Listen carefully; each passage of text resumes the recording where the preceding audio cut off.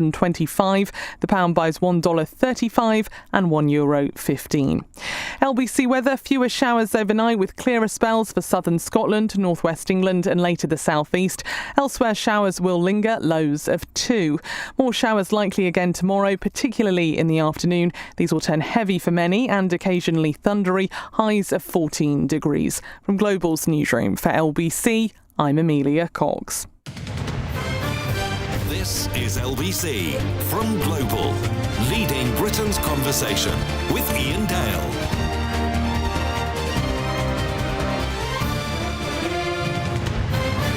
Hello, a very good evening. It's 4 minutes past 7. This is one of the most dramatic weeks in Westminster in recent years. Now, let's face it, there have been quite a few of those over the last 10 years, haven't there? I don't know what it was about that Brexit referendum, but it sent everyone slightly mad, didn't it? And the madness still continues.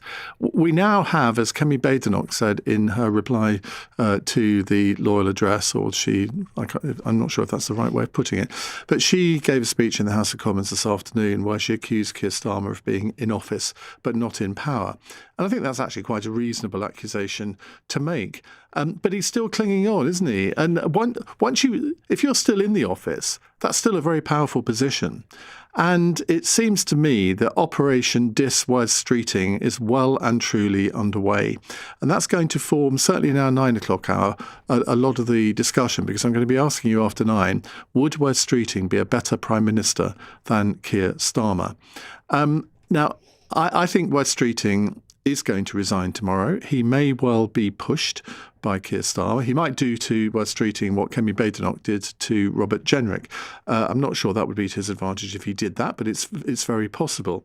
And it's already quite clear that the Downing Street operation is going for Streeting quite hard tonight. But as the Lib Dem commentator Matthew Holbert has tweeted, he says, let me get this straight. Starmer's people are telling Labour MPs that Streeting as PM would destroy the party and the country, in quotes. At the same time, he's saying he has full confidence in him as Health Secretary. Now, there is a slight dichotomy there, isn't there? Now, this hour, we are going to be in the company of Aggie, our Deputy Political Editor, for an hour of Ask Aggie. It's your opportunity to ask her, or possibly even me, questions about what's going on at the moment with regard to the Labour leadership, also with regard to the King's speech, because normally on a day like today, we would spend the whole hour talking about all of the different bills that were announced by the King in the King's speech today. So you might want to ask about that, but you can ask about anything to do with politics, including the referral of Nigel Farage to the Parliamentary Standards Commissioner for this £5 million gift, which that was announced today that was happening. Aggie, what a day. What a day. I mean, I think we expected today to be like, in World War One, when no, I wasn't alive then. What? On Christmas Day, there was a football match. Yes. And there was this détente for the day. I think we all expected today to be like that because no one wanted to embarrass the King. Nobody wanted to embarrass the King, and today was the King's speech. And indeed, there were reports last night that Buckingham Palace had actually asked Downing Street whether or not the King should still give his speech, because of course it would look ridiculous for the King to stand up and deliver the government's commitments in Parliament for the next year, and then it all to fall apart. That may still be where we are. And this morning, just before actually the King stood up, after that 16-minute meeting between the Health Secretary and the Prime Minister, it was reported by The Times that Streeting, the Health Secretary, was preparing to resign tomorrow. So, of course, that made today pretty extraordinary for that reason alone. But also, it was extraordinary because we still had this King's speech. It still went on. And I think Joe Pike, actually, the BBC, wrote on social media late of this parish. Exactly.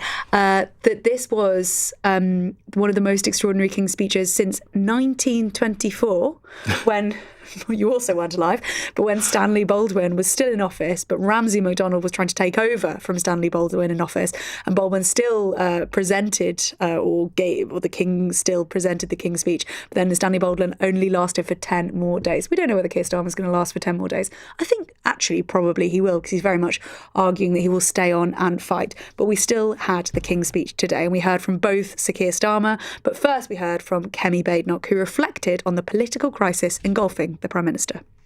This is a highly unusual moment. The Prime Minister is in office, but not in power.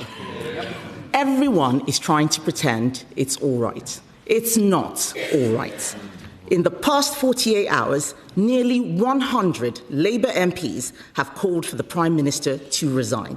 4 ministers have quit. It is clear his authority has gone, and that he will not be able to deliver what little there is in this King's Speech.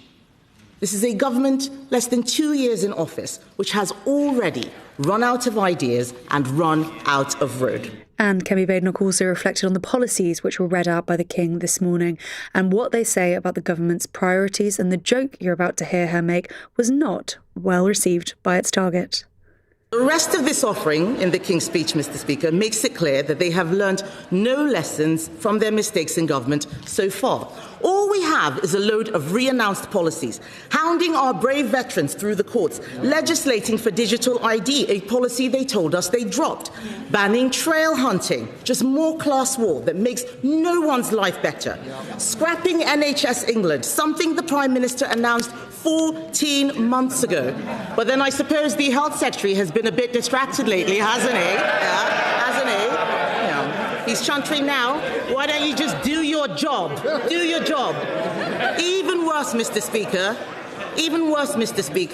is what isn't in the gracious speech. There's no point in giving me dirty looks. We all know what he's been up to. We all know. Even worse, Mr. Speaker. But we also heard from Keir Starmer himself, and he said about today's announcements made by His Majesty's vision for the country. This King's Speech is a strike against the status quo that has failed working people. It's a King's Speech for the young people whose gifts lie in their hands, who work hard, want their talents to be recognised, and just want an opportunity in their community. A King's Speech for the children who, under the party opposite, had to go to school without breakfast, hungry, cold and tired, when they should be focused on their learning. And, Mr. Speaker, it's a King's Speech for the backbone of this country, for working people who worry about the cost of living, want their town centres to thrive, their public services to work, their government to be on their side. And, Mr. Speaker, we are, because the heart of this programme is a plan to make Britain stronger and Britain fairer.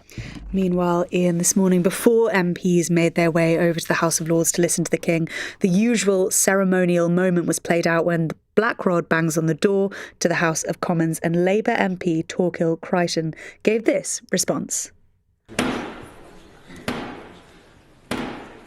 Not now, Andy.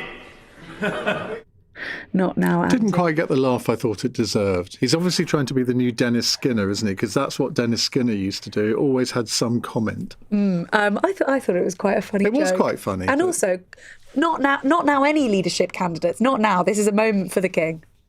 I did think that West Streeting looked rather angry at Kemi Badenoch's jibes. I don't think he appreciated that at all.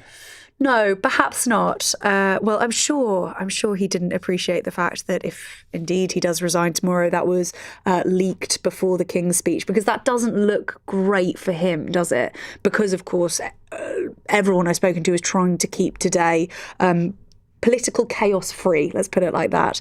And then, of course, it meant that there were these jibes from Kemi Badenoch. Perhaps they would have happened anyway. I did see at one stage him sort of rolling his eyes but smiling at the same time. So maybe there was one joke he didn't mind so much. I do wonder what if he resigns tomorrow morning, which by all accounts that's what's going to happen.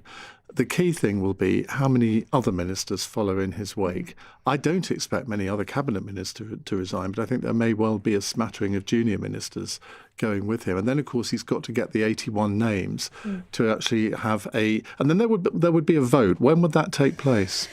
Really good question. So just to go through... They'll always say that when they don't know the answer. Yes, stalling for time while I quickly Google the answer. No, so any named challenger, because it is different from the Conservatives, so I think it is worth laying out. Any named challenger to the Prime Minister needs 81 named MPs behind them. And it seems like there's not any sort of time limit for them to get that over the line, but obviously you would lose momentum quite quickly.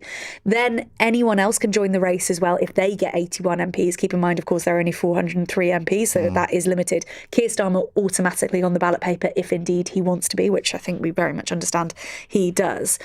And then the next stage, if there is more than one candidate, so let's say it's Keir Starmer versus Wes Streeting, although I think we expect there to be a so-called soft left MP2, then they would also need 5% of local constituency Labour parties, CLPs, and then they would need 3 affiliates backing them. And 2 of those have to be trade unions. So the actual vote will take place among Labour MPs? No, so that gets them to the members, and then. Oh, right.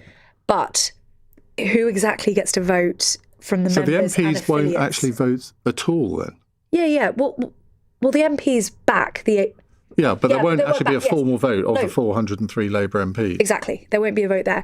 But then it goes to MPs still would then get a vote in the final process. Yeah. But the National Executive Committee, who you will remember from February when they blocked Andy Burnham, they will basically decide on timeline and also on who exactly gets a vote. So the most similar recent example is the Deputy Labour Leadership Contest, where Bridget Phillipson and Lucy Powell were the only 2 that got over 81 MPs, and they then got the backing as well. And then they got... I think if you'd been a Labour MP for 6 months or longer, a Labour member for 6 months or longer, you then got a vote, and some affiliates also get a vote. But they decide on timeline, and that's really important as well, Iain, because bring it back to Andy Burnham, the Mayor of Greater Manchester. I've spoken to people in his camp who are very keen, if indeed a leadership contest was launched tomorrow, they're very keen that it would last a few weeks longer so that they had time to get Andy Burnham a seat in Westminster so he could stand as well. Well, it's all very complicated, which is why we've got you here, because I suspect that what you've just said will provoke some more questions on that, because I assumed that there would be a time limit for MPs to sign up to support a particular candidate, which, of course, would rule Andy Burnham out. Well, when the contest is actually launched and triggered, there will be a time limit. But to get 81 names, so say Wes Streeting tomorrow resigns, and then he could spend as long as he wanted trying to get those 81 names. So this is going to go on for weeks, practice. Whatever, isn't it? Well, it's absolutely going to go on for weeks, whatever, because there might be a contest, and that will go on for weeks, if not months. But, it is possible that Wes Streeting doesn't get the numbers. He resigns tomorrow without the numbers, and Keir Starmer says, OK, thank you very much. Let's get on with governing. I'm looking at the text coming in. You're getting so much praise. It's almost vomit-inducing. Just my joke about my mum again. My mum. Right. We are going to take your questions now to Aggie Chambray, either on the phone, a couple of spaces left, 0345 6060 973. You can WhatsApp that number, or you can text 84850. And if you'd like to watch us in glorious Technicolor, you can do so on Global Player, the LBC app, or the LBC YouTube channel. It's 16 minutes past 7. PM Under Pressure. Follow it live on LBC. You've probably been with the same energy supplier for decades. And why wouldn't you be? Loyalty matters. But lately, bigger hasn't always felt better. You've probably dealt with long waits and endless automated menus in search of someone who can actually help. Octopus Energy is now Britain's biggest energy supplier, trusted by over 8 million customers, because we do things differently. Our people focus on the most important thing, you. When you call, you'll speak to a real person. No robotic scripts, no computer says no, just an honest conversation with someone who actually wants to help. Join the millions who've already made the move. Octopus Energy, recommended by which a record 9 years running. Visit octopus.energy/better for verification. Have you spotted anything? Only seagulls. Are you sure this beach is a nature reserve? Well, the sign said, nature this way. Hey, what's that big bird over there? Flapping its wings, unusual markings. You sure that sign didn't say naturists? Oi! This is a nudist beach! Ooh. Now, where are my binoculars? Cheryl? Struggling to read in the sun? Get 2 for 1 at Specsavers and make prescription sunglasses your second pair. From £70 with standard single vision lenses to the same prescription. Terms and conditions apply. See in store for details. Octopus Energy. Great value and outstanding customer service. Recommended by which? A record 9 years running. This is LBC with Iain Dale. Call 0345 6060 973. 18 minutes past 7. Let's start with Joe in Brighton. Joe, what would you like to ask? Hi, Iain and Aggie. Thanks for choosing me. Usually I go under Original Joe. I would like to say, do you agree with me that Angela Rayner should run now because of all the questions over Richard Tice's tax affairs and Nigel Farage? This gives her the opportunity, and Nigel Farage fears her the most because she drinks a pint, she acts normal, Wes is a bit too plastic, a bit too southern, a bit wet. I think Angela Rayner should say, I'm going to stand. You know, why Richard Tice getting through all the scrutiny? She went to a high street shop and got advice using a local business. He went to some international firm to get round his tax affairs. She's Mayoral. I don't understand why people don't question Richard Tice. Well, there's a lot to unpack there. I mean, Angela Rayner, her polling ratings with the general public are not that brilliant. We know that she still hasn't had her tax affairs approved by HMRC. I think it's quite difficult for somebody to stand in those circumstances, isn't it? I think that's right. I think, it's right that she has not sorted out her tax affairs. And a lot of people have said to me over the last few days that that is critical for her, and thus she will not be able to stand. Government sources believe that she wouldn't be able to stand for that reason. There is also a question mark over, and of course these things are linked, you know, the fact that she hasn't sorted out her tax affairs. There's also a question of how much support she has. I'm sure we're going to say this number so many times over the next 40 minutes or so, but does she have the support of 81 MPs? Would she want to go over the top if she didn't have the support of 81 MPs? Possibly not. And it doesn't seem like she is going to stand because, you know, we had this statement from her on Sunday and we had a speech from her on Monday. And both of those times she seemed to endorse Andy Burnham, the Mayor of Greater Manchester, rather than sort of challenging the Prime Minister. And there were suggestions in the weeks before that she was going to make some sort of intervention after the local elections. And it seemed that she could have decided to challenge the Prime Minister in the last few days. And it appeared from those public statements that she made that she was not going to, instead was going to plough in with Andy Burnham. But if it came down to a vote of Labour Party members of her against Wes Streeting, she'd win that, wouldn't she? It actually depends on what polling you look at. So I saw some polling earlier today that had Andy Burnham way out in front of Labour members, but then Wes Streeting second. So it really does depend on what polling, and it's quite difficult, as you know, to poll party members and to know exactly who those party members are and to work out exactly what's going to happen. And it's always been suspected and has been proven in recent leadership elections that the Labour members are pretty left-wing and thus would choose someone who was seen as being more on the left of the party. But I'll get the polling numbers up. Those suggested that actually Angela Rayner was not at the top of that list. But everyone keeps mentioning Andy Burnham, but he isn't an MP. He can't be an MP, at least, I would say, until the second half of June. So therefore, he can't be nominated. And unless the National Executive Committee of the Labour Party somehow extend this into the distant future, he's toast. He can't do it. Well, they say, or people close to Andy Burnham say that it would only need to be extended by a few weeks. Whether or not the National Executive Committee would do that, because the last thing that the National Executive Committee did was block Andy Burnham back in February. Yeah, but even if they do that, we're now at, the 13th of May. Let's say on Monday he finds an MP to stand down and they announce a by-election next Monday. Now, that by-election wouldn't take place until, I think, the second week in June. I mean, because there has to be a time period. Now, he would then still have to win that by-election. And I would suggest to you, Aggie, that any seat in the northwest of England would be very vulnerable to reform. I completely agree. I mean, looking purely on those local election results, it appears that is right. I mean, people close to Andy Burnham say that it's different when it's Andy Burnham as opposed to other people standing it. He has a lot of personal popularity. But I do have news. in the last few minutes, the Times has reported that actually maybe Andy Burnham has found a seat after all. So Jerry Scott from the Times is saying that Manchester Rusholme, which is currently held by Asfal Khan, he may be willing to step down.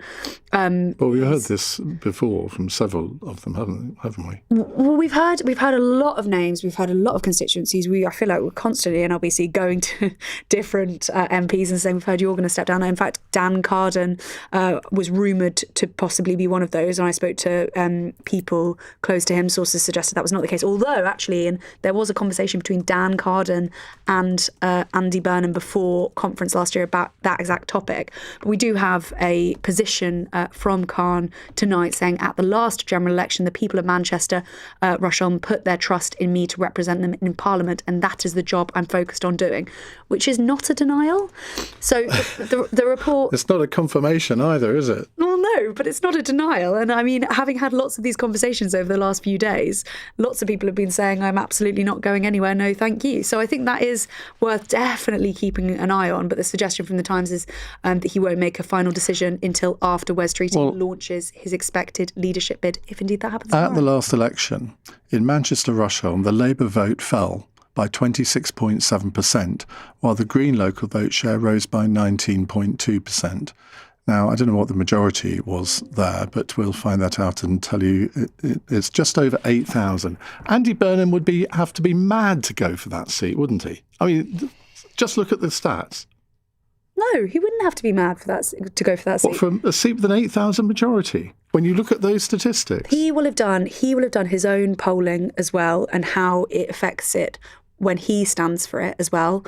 And if he goes for that seat... I'll tell you what, you have to have an ego the size of a tent to think that your personal vote would carry you over the line on that. Well, at the moment, it is a Labour seat. I mean, by 8,000. He needs a seat where they've got 25,000 majority.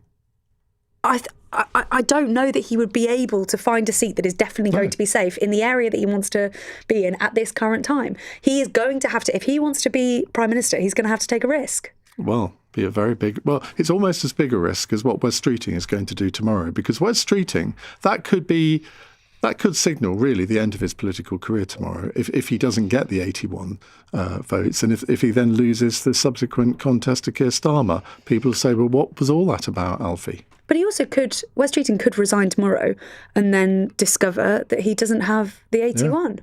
And then, there's no contest. Keir Starmer carries on. Ian, I've got the polling, the Labour member polling that I just told you about. So Andy Burnham, I'm just going to talk about first preferences here because it's first preference, second preference, third preference. Andy Burnham's on 42%, so as I said, way out in front. And then actually, Wes Streeting and Angela Rayner are both on 11%. So they're both joint on 11%. Ed Miliband on 10%. Yvette Cooper, 5%. Shabana Mahmood, 4%. Lucy Powell, 1%. Louise Haigh, 1%, former Transport Secretary. Al Khan's, who we hear a lot about, 2%. So I think that is... Well, I'll add two names into that. Bridget Phillipson and Darren Jones. Because I think both of them are... Well, I don't think Bridget Phillipson is thinking of standing, but I think there are people who might try and convince her to as a sort of unity candidate. Right, we have talked far too long in answering Joe's question. I'm not sure we answered everything in it, but Joe, that's all you're getting. Thank you very much. Let's go to Carleen in Southampton, who sounds as if she should be starring in an American soap opera. Carleen, great name. What would you like to ask? Thanks. Hello. I want to know what the differences are anyway between Wes Streeting and Keir Starmer in terms of policy. I have no idea really. I just want to ask that to Aggie.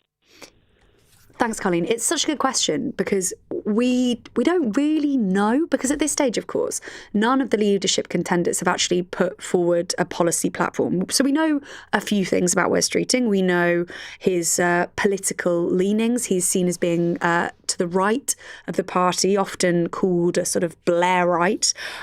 He's previously said that he is uncomfortable with the levels of taxation and wants the state to be more efficient with how it spends money. I think a lot of politicians would say that. But he also, and actually I think this is worth saying, that I think I I bet all the leadership contenders, if indeed there is a race, would say this: they will recommit to the fiscal rules. I would be surprised if any leadership contenders didn't recommit to the fiscal rules that Rachel Reeves, the Chancellor, has had in place because, really, of the markets. I think Andy Burnham has already questioned whether he would. But you look at, there was a statement from a Labour MP, is it Paula Barker, who basically said, well, we don't care what the bond markets do. I'm thinking, are you mad? And she's a Burnham supporter. Well, he famously talked about being in hock to the bond markets back at conference, which was widely criticised. But I suspect that he would still, I suspect he would still recommit to the fiscal rules. But just on Wes Streeting, because that's where he is on taxation, and also talking about taxing capital gains on the same basis as income, increasing corporation tax, but also on the EU. The EU's come up a lot, of course, over the last few days because Keir Starmer put it as centrepiece of his make it or break it speech. Wes Streeting has suggested that he would want to return to the EU customs union too.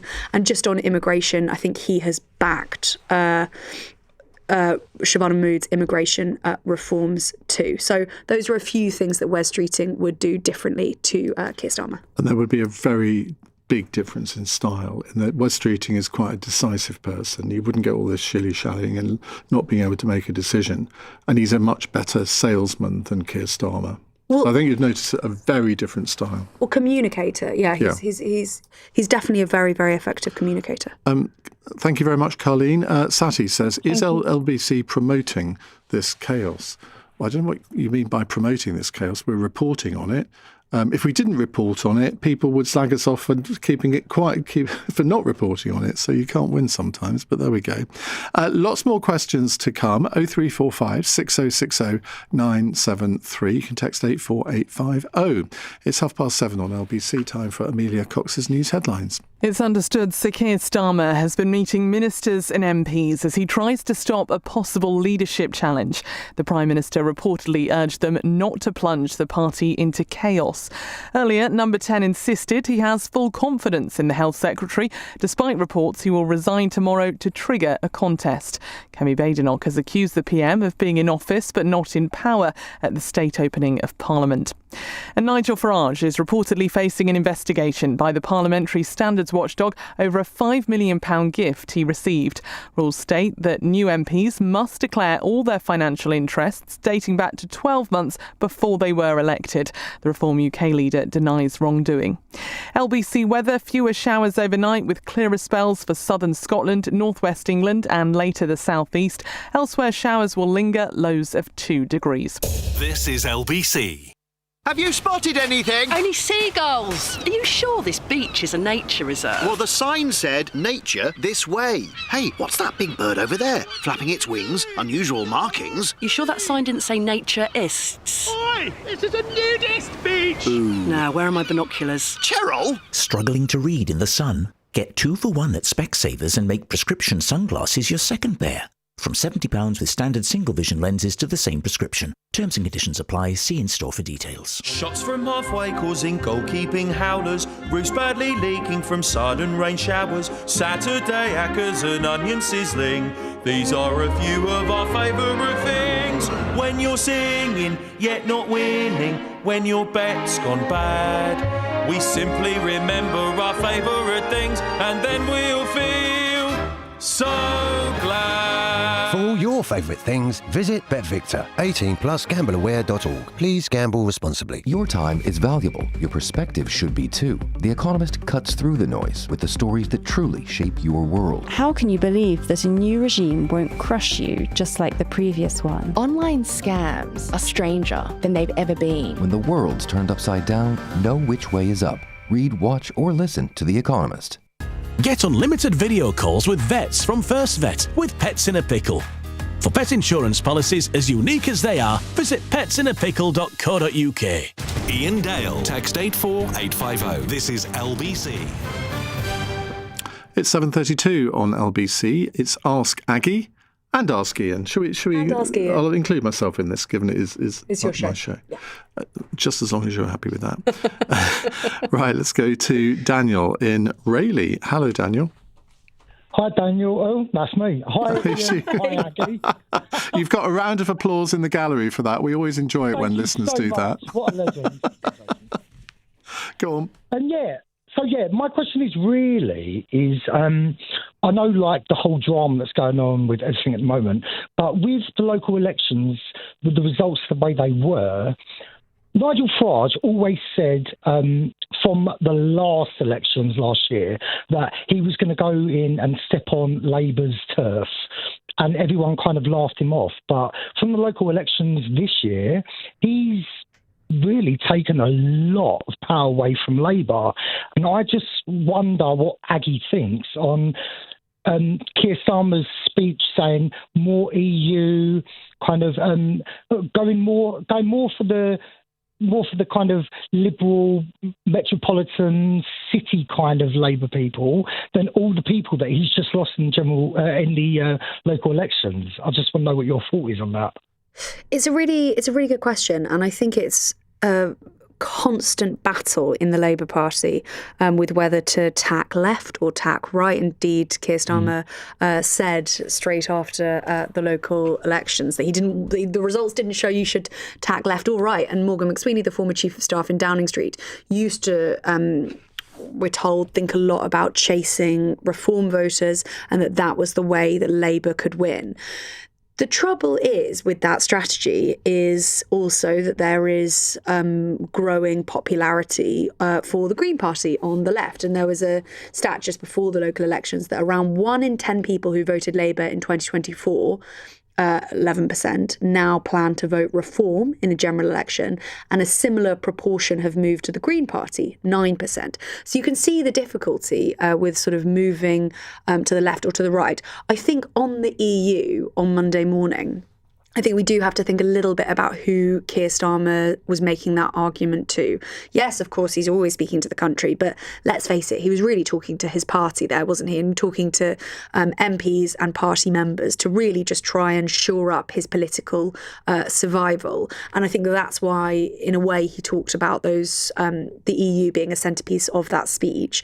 He has said it previously, and it does seem like something that they are talking about consistently. But I think that's why that was one of those moments in the speech, because of who the audience was on Monday morning. But I also think that it was a very unwise speech in terms of Labour voters who had gone to Reform, because effectively, by criticising Reform as being racist bigots, he was effectively calling the Labour voters who had voted Reform racist bigots. And that is not a good way to win people back, to insult people who had been your own voters.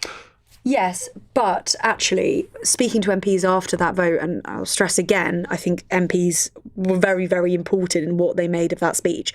They liked the attack on Nigel Farage. They liked the attack on Reform. They liked the attack on the Greens too. Lots of people saying that was the best part of the speech. So I think that did go down well, especially people who wanted to see him sort of as a fighter, fighting for his role as leader of the Labour Party. Have you actually found any MPs that genuinely thought that was a good speech? No. I mean, I found MPs who thought it was fine. There were bits of it that were good, but it was overhyped and overbriefed as this sort of make or break speech. And I don't think actually that's all Number 10's fault. I think that was partly the opponents and rebels of Keir Starmer sort of putting everything on Monday and hyping it up to an unsustainable level, really.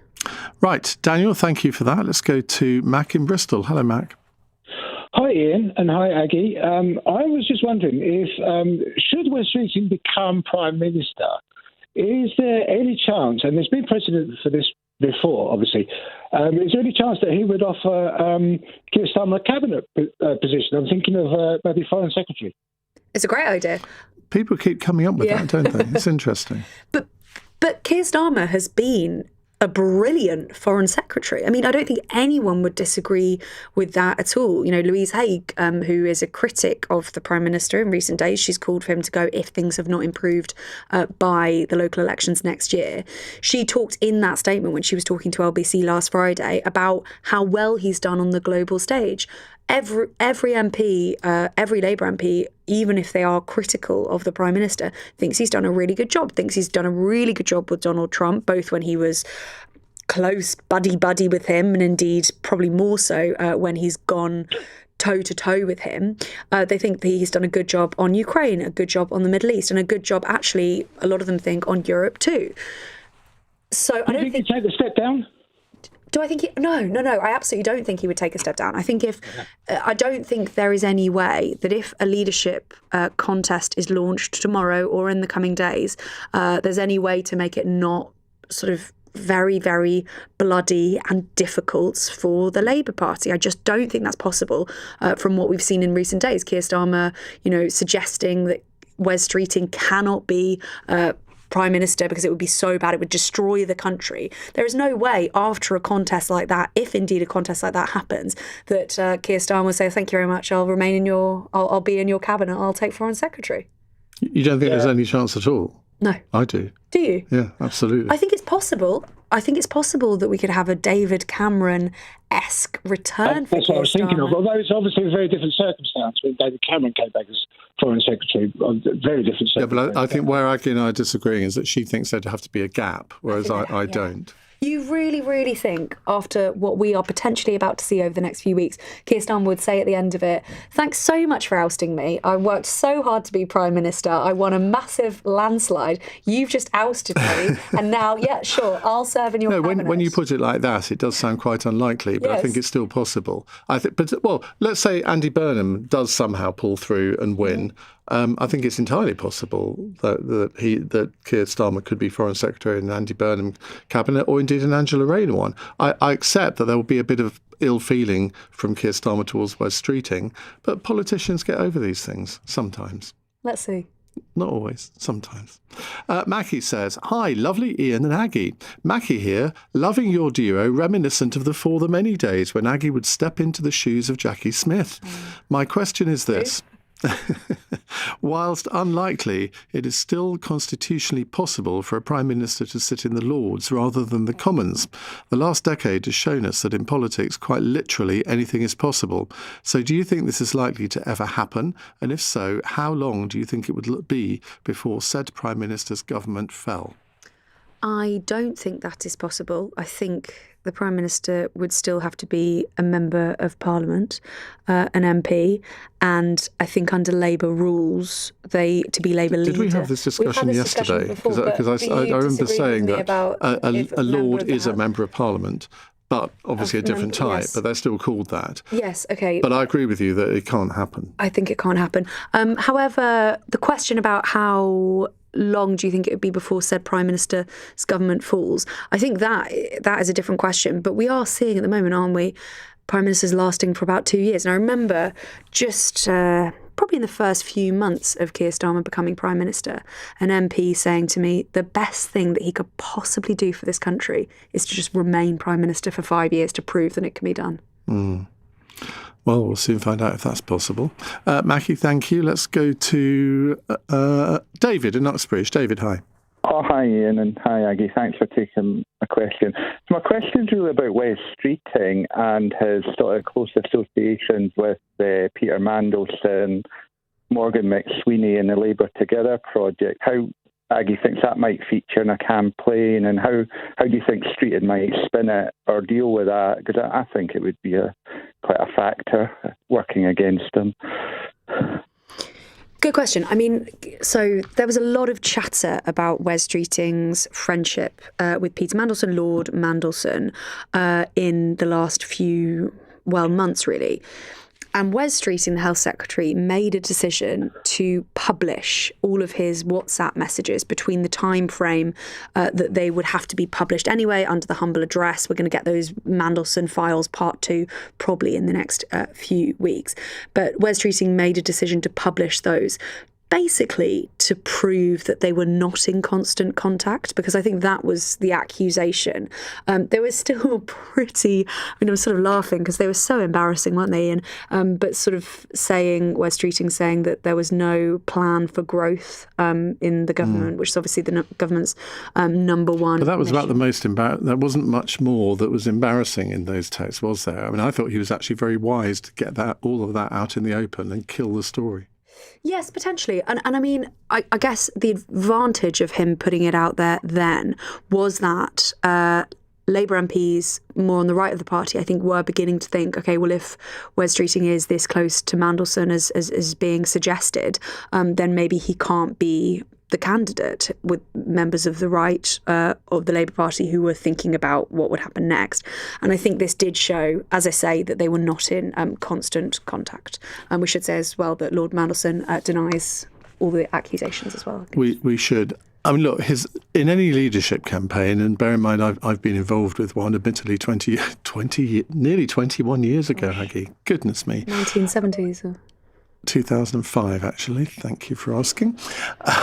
Look, you always try to identify what your opponent's weaknesses are. Back in 2005, when it was David Davis versus David Cameron, there were all sorts of rumours about that David Cameron had taken drugs. Now, I can hand on heart say that our campaign had nothing to do with promoting any of these rumours, but another campaign did. We got the blame for it, but made quite clear to David Cameron it's naught to do with us. And this is of a similar nature in some ways, in that in theory, I don't think it should damage Wes Streeting, but all the other campaigns will try and make sure that it does. And let's remember, if it's the Prime Minister against an insurgent campaign, then the Prime Minister has the machinery of government on its side. Now, in theory, in a party political leadership campaign, you shouldn't be able to use that. But, I mean, let's get real, Aggie. What? Yes. No. I mean, I know you're half my age, but let's not be too innocent and naive about these things. But isn't the civil service, I mean, everything I hear about the civil service genuinely, and I speak to a lot of people in political roles who talk about the civil service, they say that around local elections, civil service literally won't touch things to say, no, that's too political, that's far too political for us. Is that not the same? Oh, there's always a civil servant somewhere that will slip out a bit of information that will be useful to one campaign or the other. Goodness. I know, it's terrible. Should we go to a break? I think so. 7:45. On the latest episode of The Newsagents. The King's speech may be the headline, but is a Labour leadership contest already underway without anyone having fired the first shot? Get the latest episode of The Newsagents with Emily Maitlis, John Sopel and Lewis Goodall. Listen or watch on our free Global Player app or the LBC app. May we have your attention? Introducing the Volkswagen May event. Get an extra £1,000 towards your finance deposit with Solutions PCP 7.9% APR representative across the range, including the amazing Golf, Tiguan, and all-electric ID3. Major. I said it was in May, right? Yes. Ends Monday the 18th of May. Visit your nearest Volkswagen retailer. You may just find the car you've been looking for. Stop it. Participating retailers. Excludes T-Roc ID bars and Golf GTI 50. ID3 from stock only. Indemnities may be required. Registered by 30th of August. Volkswagen Finance. Next. Hi, just these, thanks. Do you do cashback? Just need to check you're not a robot first. New security policy. Okay. How many traffic lights can you see out the window? Oh, 2? No, that's wrong. Right, well, obviously I'm not a robot. That's what a robot would say. What a load of malarkey. Smarty keeps things simple, like 80 gigabytes for £10. And on a rolling monthly SIM plan, you're free to leave any time. Less malarkey, more smarty. Search Smarty Mobile. For unbeatable prices on printer ink and toner, more people are switching to cartridgepeople.com. Like Max, whose kids have discovered printable colouring sheets. And now, there's no going back. And Jen, a business owner who wants printer cartridges so economical, she can print herself a pay rise. For unbeatable prices on printer ink and toner, switch to cartridgepeople.com. T's and C's apply. See online for our price promise. McDonald's breakfast is turning up the heat with a spicy new twist. Calm down, not that spicy. Breakfast is for savouring, not suffering. Introducing McDonald's breakfast with Frank's Red Hot Ketchup. A spicy breakfast, suitable for the morning. Until 8th of June, served until 11 a.m, subject to availability. Iain Dale on LBC. Text 84850. 7:47 on LBC. On Cross Question in just 13 minutes' time, we have Labour's Cabinet Office Minister Chris Ward. He's also MP for Brighton, Kemptown and Peacehaven. Sacha Lord, businessman who's a former Labour donor and also former advisor to guess who, Aggie? Is it Andy Burnham? Yeah, Andy Burnham. on Greater Manchester's nighttime economy, which is, to be fair, quite a good nighttime economy. Victoria Atkins, Conservative Shadow Environment Secretary and MP for Louth and Horncastle, and Henry Hill, late of Conservative Home, now political editor of The Critic magazine. So they'll all be along here in 30 minutes to answer your questions. Now, you have a little bit of news about meetings that Keir Starmer's been having in the House of Commons. Indeed, Ian. So we've been saying all hour long, all 45 minutes long, that Keir Starmer, we expect to fight any challenge, if indeed there's a leadership challenge tomorrow or in the coming days, that he would fight it, as he said on Monday. And as, you know, the fact that he replaced the parliamentary private secretaries on, was it Monday night? It's all gone so quickly. And then the fact that he then replaced the 4 ministers that quit shows, you know, this is a government that he wants to carry on. And that is very much the picture we are still getting. So Jack Elson from The Sun is saying that Keir Starmer has told ministers, has called them into his study in the Commons, and ministers of state in one batch, and then parliamentary undersecretaries in another batch, and then saying that Wes cannot win because it would destroy our party and our country. So, but he has full confidence in him as Health Secretary, yeah. Well, you say that that's because earlier in lobby, the Prime Minister's spokesperson said they did have full confidence in Wes Streeting, which I think people were a bit confused by. I think ministers were asking, has he been sacked yet? Is he going to be sacked? Because it does seem extraordinary, doesn't it, to have the reports that Wes Streeting is preparing to resign to challenge the Prime Minister, but he's still the Health Secretary. If you were Keir Starmer, would you sack him? I would. Would you? Yeah. Because, look, one of the accusations against Keir Starmer is that he's not decisive. And he needs to have the sort of firm smack of leadership. And by saying, OK, mate, if you want to challenge me, I'll get rid of you now. I'll save you the trouble of resigning. I'll sack you. But what if he doesn't challenge? What if he doesn't resign and then he never challenges? Well, he clearly is going to resign, because that 16-minute meeting that you referred to earlier, it wasn't 16 minutes. It would probably have been about 3 minutes. And somebody would have said to Wes Streeting, oh, hang on a bit, just make it out as if it was a bit longer than it really was. I mean, one of the journalists that I was reading earlier have got, well, they reckon that they had a sort of play out of how they reckoned the conversation went, and it was a very, very brief exchange. So look, there's not going to be any love lost there. Starmer will regard what Streeting is doing as a complete betrayal. And if someone betrays you, you get rid of them. But you still think that he'd be his foreign secretary if Wes Streeting became Prime Possibly. Minister? That's politics, Aggie. I know. It absolutely is. Anyway, should we go to another question? Let's have this one from Mark in Cardiff. How can Labour continue to push digital ID when there was no mandate for it? I do not want this dystopian nightmare. How can people resist until a better government is brought in? Now, I know this is a subject that you care a lot about, Aggie, and you're an absolute expert on. Well, Mark, I assume you're asking that because, of course, in the King's speech today, that was one of the bills that was brought forward. But as you say, it wasn't in Labour's manifesto. And it's been really interesting to watch the polling, actually, about digital ID, that there was, it seemed pretty popular, or at least not extremely unpopular, before it was announced. Then it was announced, and it was slightly strange in the way it was announced. So it was announced, I think it was a Friday before Labour Party conference, and then no one ever, and this actually is a criticism that people make about the Labour government all the time. It was announced in a speech, and no one ever made the argument for it. So it was announced, and then, okay, that's done now. And with things like, you know, a change in how you're going to have to present your ID and how your information is going to be stored, you would think that you would need somebody making the argument for it. It's a bit like when Liz Truss was in power, where she didn't roll the pitch for a lot of the things that she announced in her mini budget. And if she had tried to explain these things in advance and what the arguments were, I'm not saying that necessarily people would have bought into it, but you shouldn't make the same mistake 2 or 3 years later. You should learn from that, shouldn't you? Well, that's why they call it kite flying, because you sort of put up a kite before a budget or something like this to sort of gauge public reaction, and then you can slap it down and say, oh, no, we're never going to do that. But there has been a shift on what digital ID would actually look like, and it now looks like it would be more voluntary than mandatory, but it is still going to come in. And I must say quite a few people have been texting in on that one. So, Mark, you are not alone in how you feel on that. The one thing I would say about, well, it wasn't in that manifesto, you're absolutely right. But at the end of every King's speech, it says, and other measures will be announced. So just because it isn't in a King's speech doesn't mean to say that you're not going to do it. And also, sorry, just on the manifesto, I think actually the fact that the manifesto was reasonably slim in what it announced could actually help a future leadership contender, because there will be arguments, of course, for general elections if Keir Starmer gets replaced as Prime Minister. But one of the arguments that you can expect a future Prime Minister to make, if that is in this Parliament, is that they haven't broken manifesto commitments.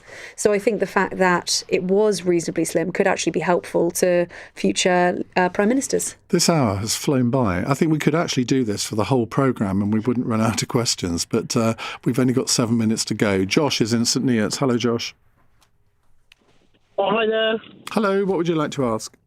I would like to ask, please, what the likelihood is of there being a general election called based on the current circumstances, because I feel like the fighting amongst the party of who to take the reign of Keir is still not democracy, allowing us to choose who we want to take that place. Well, there's zero chance, isn't there, Aggie? I think it is highly, highly unlikely.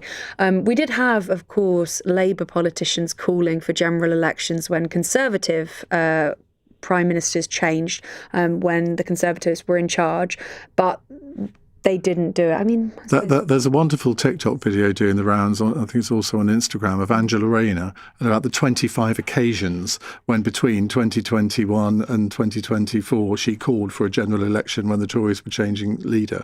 I'm going to set Corey and Chris a task of trying to find that video, which we might be able to play out either now or after 9 o'clock. But constitutionally, we don't elect a Prime Minister. No. We elect a Parliament, which then chooses a Prime Minister. Exactly that. And also, look, let's do it on pure politics alone. While Labour's poll ratings are like they are, they will go... You're going to mention turkeys and Christmas in a minute, aren't you? They will go as long as they possibly can before calling election, as we saw with Rishi Sunak, who, of course, never won a general election. Then he went... Actually, not as long as he could have gone, but pretty long before calling that general election. Sorry to disappoint, Josh. Let's go to Edgar in Dover. Hello. Hi, thanks for the opportunity. What is going to happen with Rachel Reeves? I mean, she's obviously been the source of a lot of these cuts and the welfare reform because she's looking for the money. If we're going to get a new leader, do you think we're going to get new person number 11? That is a big possibility. It's I would say a certainty if it's Andy Burnham. Mm-hmm. I would say it's a probability with Angela Rayner. It's a possibility with Wes Streeting, because Wes Streeting and Rachel Reeves are quite close friends. Now, would that save her job? I'm not sure, to be honest. But again, you've got to think of the way that the markets will react to any of this. And there'll be some people who say, well, the Chancellor's got to stay because we don't want to upset the markets. But then there'll be others to say, well, the markets don't really like Rachel Reeves anyway. So I think it's a very difficult one to call. I think it's really difficult to call. I think probably I agree with you, but I would also remind you about Wes Streeting saying there's no growth. I think difficult to have a Chancellor in place who would be his Chancellor, though, if it wasn't Rachel Reeves? That's an interesting one. Really, really interesting question. Because if it was Andy Burnham, I think it would be Ed Miliband, but I do not see Wes Streeting. Ed Miliband as well. Yeah, I don't see Wes Streeting choosing Ed Miliband at all. In fact, I don't think Ed Miliband would be in Wes Streeting's cabinet. No, possibly not. Anyway, on that note, Edgar, thank you very much. Manan in Birmingham. Hello, Manan. Yeah, I'm doing great. How are you, Iain? Very good, thank you. What would you like to ask? Yeah, my question is that do we see here a contest between Andy Burnham and Wes Streeting, and who will win the ultimate contest here? Really good question. Do you know you've said that to every single question that's been asked? And you're right, they've all been good questions. Really good questions. Yeah. But you're so polite. Yeah. I would say if they were bad. Go on then. Really, really bad question. Terrible question. I honestly don't know the answer to that. I think it depends what happens. I think it's more likely that Wes Streeting will be Prime Minister than Andy Burnham, purely because Wes Streeting is currently an MP. But whether or not Wes Streeting has the numbers, whether or not he can beat Keir Starmer in a challenge, I don't know the answer to that. But whether or not the NEC, the National Executive Committee, will allow Andy Burnham to stand. I think adding in that complication probably means it's less likely for Andy Burnham to become PM next. Although, you know, we talked about that polling earlier from Labour members. Andy Burnham is streets ahead of Wes Streeting. Am I correct in remembering back in 2015 when Andy Burnham stood for the second time for the leadership, do I not remember that he was streets ahead in the initial stages of that, and then Jeremy Corbyn came through and won? Yes, I think everybody thought, didn't they, back in 2015 that Andy Burnham was going to the same thing could happen here. I mean, I think it's very different circumstances. I completely get that. But I've never... Andy Burnham talks a very good game. He's a very impressive presenter. But I think a lot of Labour MPs think, yeah, but where's the beef? Does he really have any firm political background? Well, he has a firm political background, but he's never actually had a proper job outside politics, has he? Do you want to tell your joke again? I could if you really want me to. I can't remember where I heard this, but basically the joke goes as follows. A Blairite, a Brownite, a Corbynite and a Marxist walk into a bar. The barman says, "Hello, Andy." Boom, boom. Well, you could at least laugh after you asked me to tell it. Sorry. Oh, dear. You know, Mark in Teesside says, "You two have nailed it again. As with Simon Marks, when you both covered the royal visit to the US, you two need a 1-hour monthly political question time. So I'm going to have once a month with Simon Marks and once a month with you." I'd love that. That would be excellent. Well, we'll see what Corey and Chris about it, because they'll probably veto it. Aggie, thank you very much indeed. Apologies to everyone whose question we didn't get round to. I was expecting many more questions on Nigel Farage's donation, but... Tomorrow. You want to come back tomorrow, do you? We'll see about that. Coming up in the next hour, we have Wednesday's edition of Cross Question, yet another opportunity for you to ask your questions to our panel of politicians and commentators. We have with us Chris Ward, Labour Cabinet Office Minister and MP for Brighton, Kemp Town and Peacehaven. Sasha Lord, businessman who's a former Labour donor and also former advisor to Andy Burnham on Greater Manchester's nighttime economy. Victoria Atkins, Conservative Shadow Environment Secretary and MP for Louth and Horncastle. And Henry Hill, political editor of The Critic magazine. 0345 6060 973 is the number to call. You can text 84850 and you can watch on Global Player, the LBC app and the LBC YouTube channel. On your radio, on the LBC app and... Play LBC. Leading Britain's conversation. This is LBC. From Global's newsroom at 8 o'clock, a Labour peer and former Defence Secretaries told LBC there should be a general election if a new Labour leader takes the government in a different direction.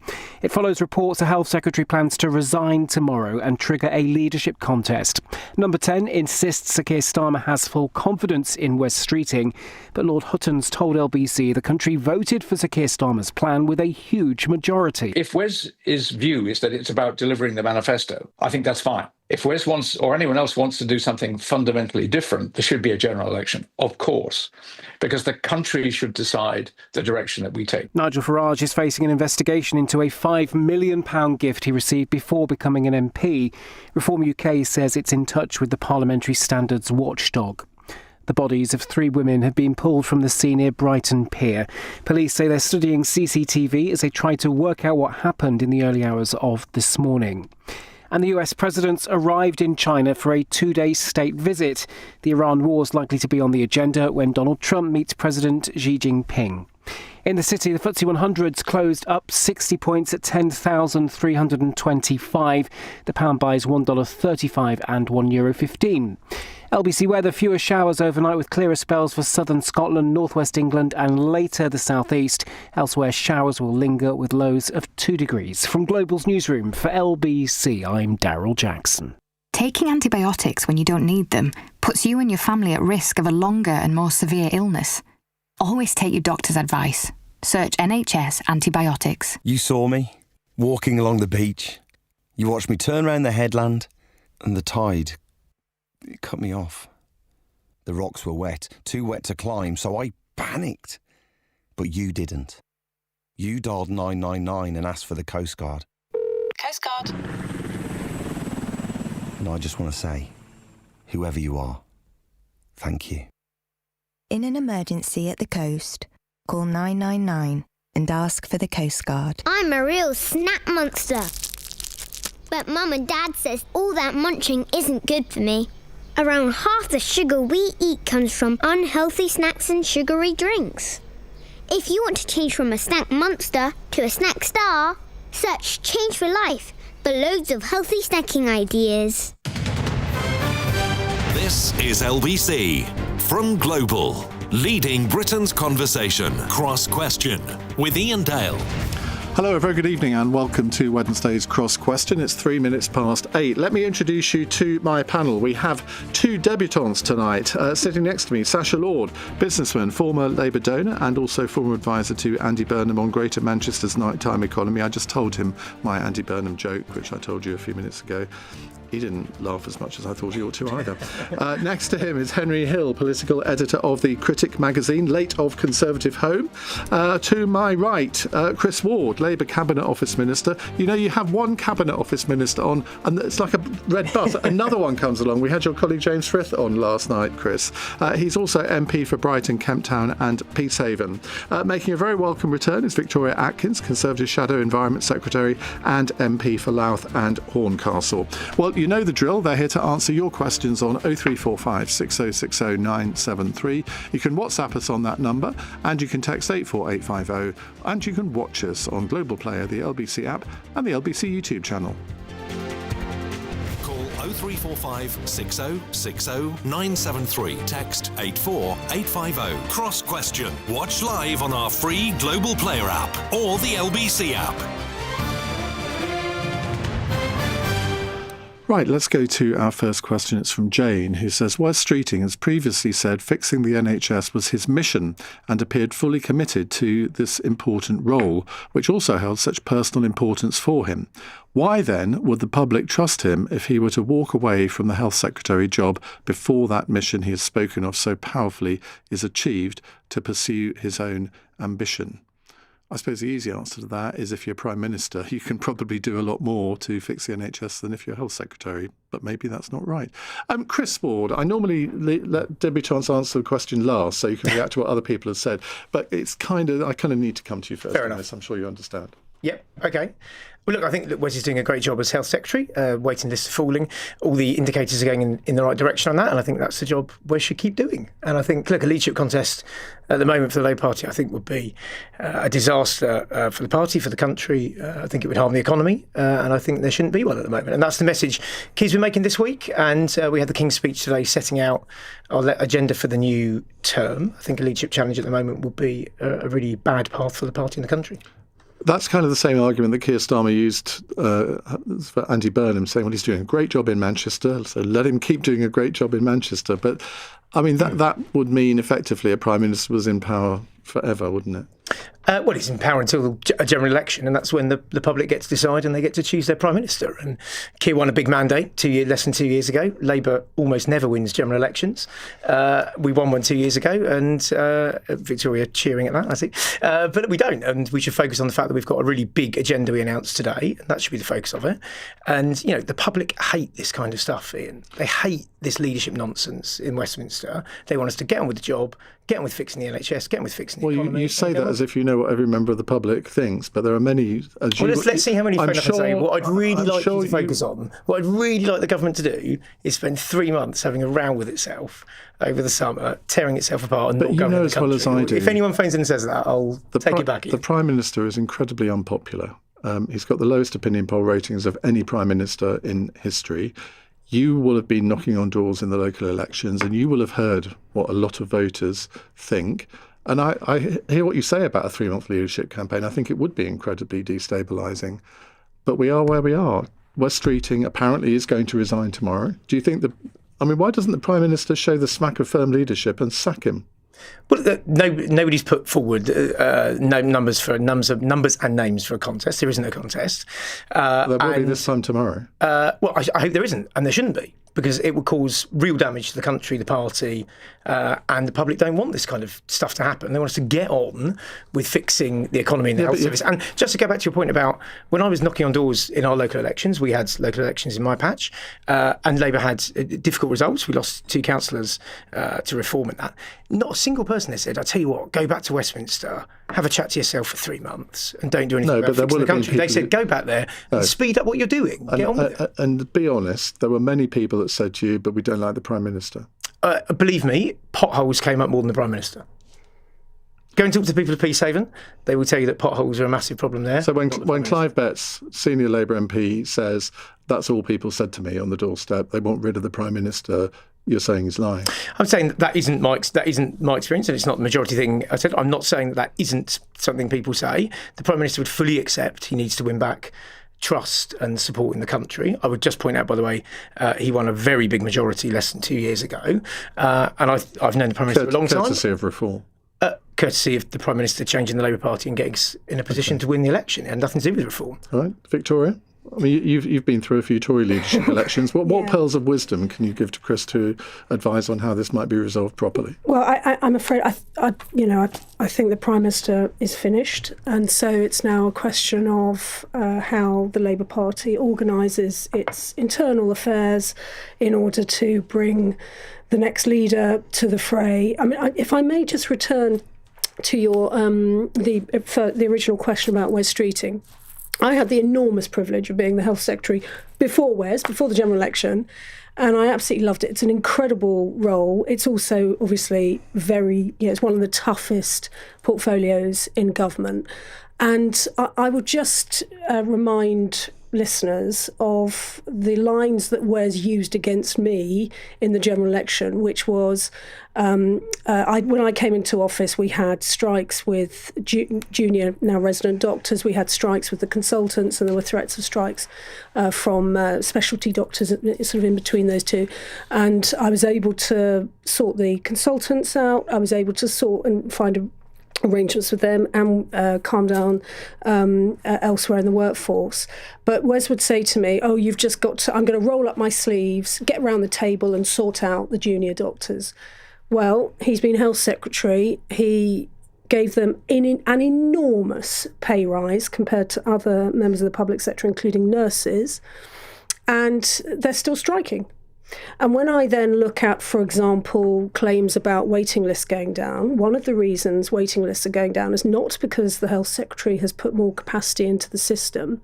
It's because they are paying the NHS around £3 million a month to make sure to clean their lists up, to remove people who no longer need those services. But that's a reason. That's an entirely reasonable thing to do, Victoria. Yeah, the difference was we weren't prepared to pay the NHS £3 million a month for doing what it should be doing anyway, because they should be keeping those lists clean, you know. And I'm just, do you think I suppose I'm sort of saying, you know, he may have said it was the mission of his life, whatever it was. I can understand why members of the public are now looking at that thinking. But if you were Keir Starmer tonight, would you sack him before he could resign? Well, compare and contrast the weak position that the Prime Minister is in with the strength that Kemi Badenoch showed when she had a similar situation with Robert Jenrick. She found that note on the photocopy.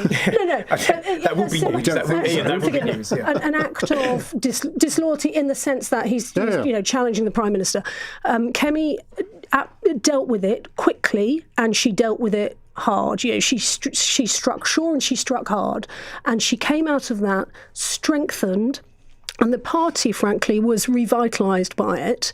And I just wonder why on earth this Prime Minister is allowing a cabinet minister to behave like this. Having that meeting today and letting Wes Streeting walk out after 16 minutes, it makes Wes look as though he's the one in control. And for goodness sake, the Prime Minister should be the one in control. The Prime Minister should be the one. It's a fair point, isn't it? I mean, just on Kemi. I mean, you know, she sacked Jenrick when she found he was just about to launch. And since then, then you've lost even more, and you've lost even more councillors. Your party's got smaller, and you've gone further back in the polls. Wes has been parading around like a show pony for months now. I don't really think Kemi's leadership is what I want to take lessons on. But look, she's more popular than Keir Starmer. You lost councillors last week badly. As Prime Minister said today, we both had difficult elections. The only difference is that we're accepting that and you're not. I don't think. But the big and you lost nearly triple the amount of seats. Well, I mean, we had more, Iain, to be fair, but we had more seats. I mean, yeah, but look, we had difficult elections, and so did the Tories, and Kemi's achievement so far. Kemi's achievement so far is to have a small party. Do you take the point that Victoria is making that the smack of firm leadership is something that sometimes the Prime Minister hasn't sort of demonstrated, and this would be a good opportunity for him to do so? I've known the Prime Minister a long time. I've been with him right from the very start. You used to work for him, didn't you? I worked for the Prime Minister. You used to be a speechwriter. That must have been a challenging time. Speechwriter and deputy of staff. I was his deputy campaign manager on his leadership election as well. We go back a long way, and I've seen him make some really big decisions. He transformed the Labour Party, made some really tough decisions to transform that and to get us in a place to win the last election. And he's shown real leadership throughout. Were you the one that advised him to ditch all of his leadership campaign promises? I think we're getting a little bit off the questions here. But simple question: yes or no? Look, Keir won that leadership election by uniting the Labour Party. He needs to do that again now. He needs to find a way to bring the party back from the place we've had this week.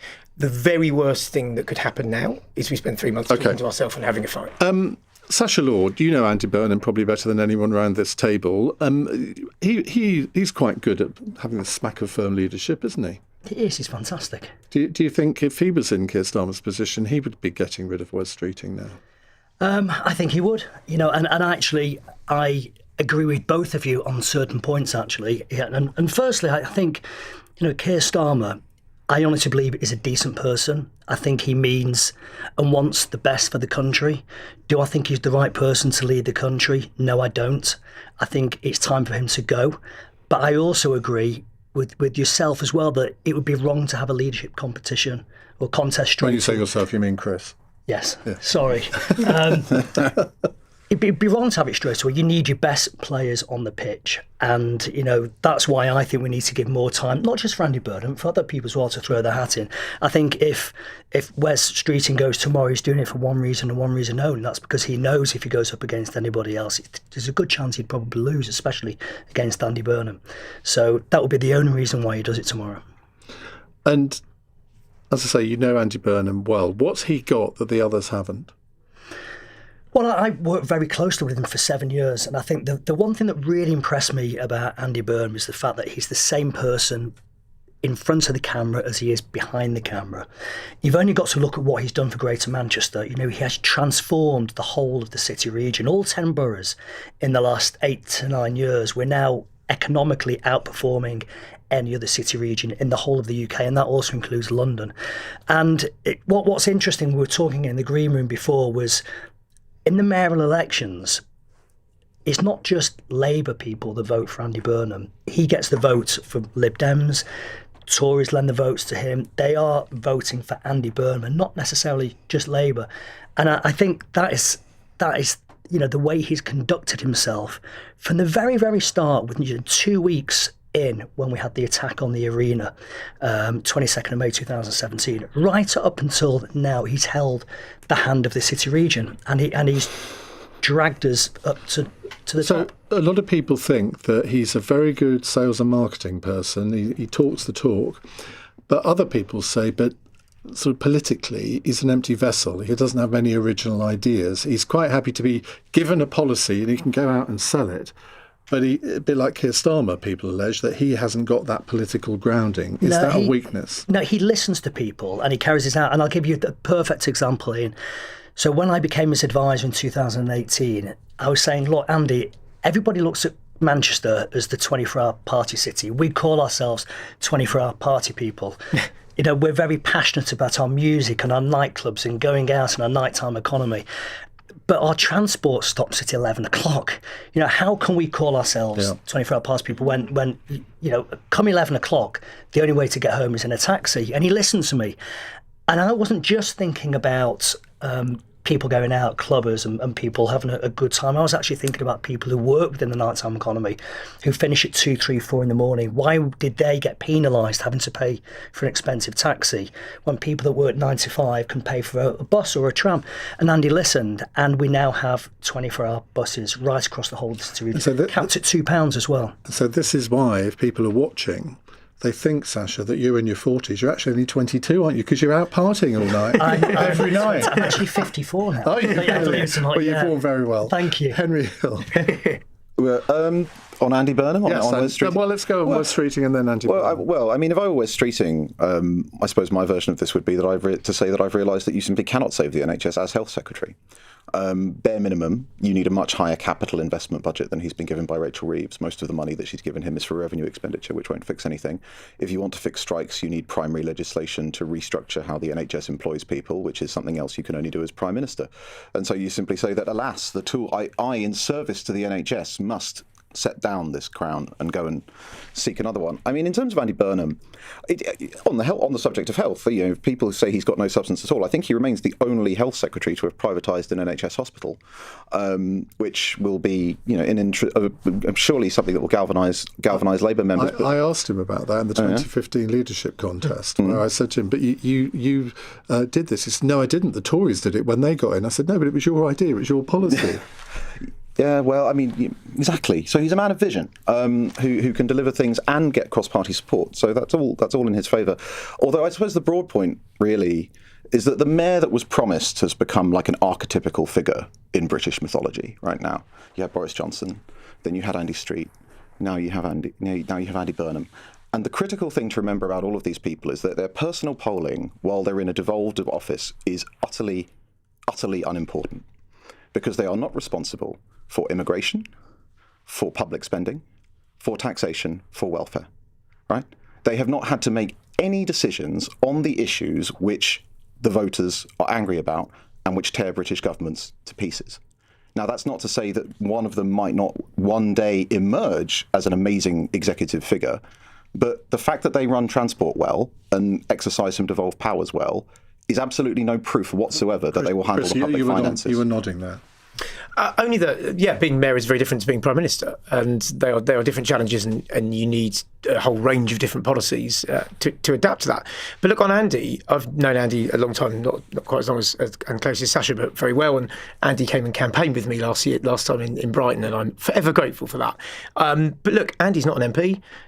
For Andy to get back into Parliament is not easy at the moment, and rather than us playing fantasy politics around the table of who we'd like to be around there, a leadership challenge at this point tomorrow would set off a completely unknown and uncertain thing. The only thing is it would harm the party, it would harm the economy, When would it not harm the country and the party? When would be a good time for a leadership contest?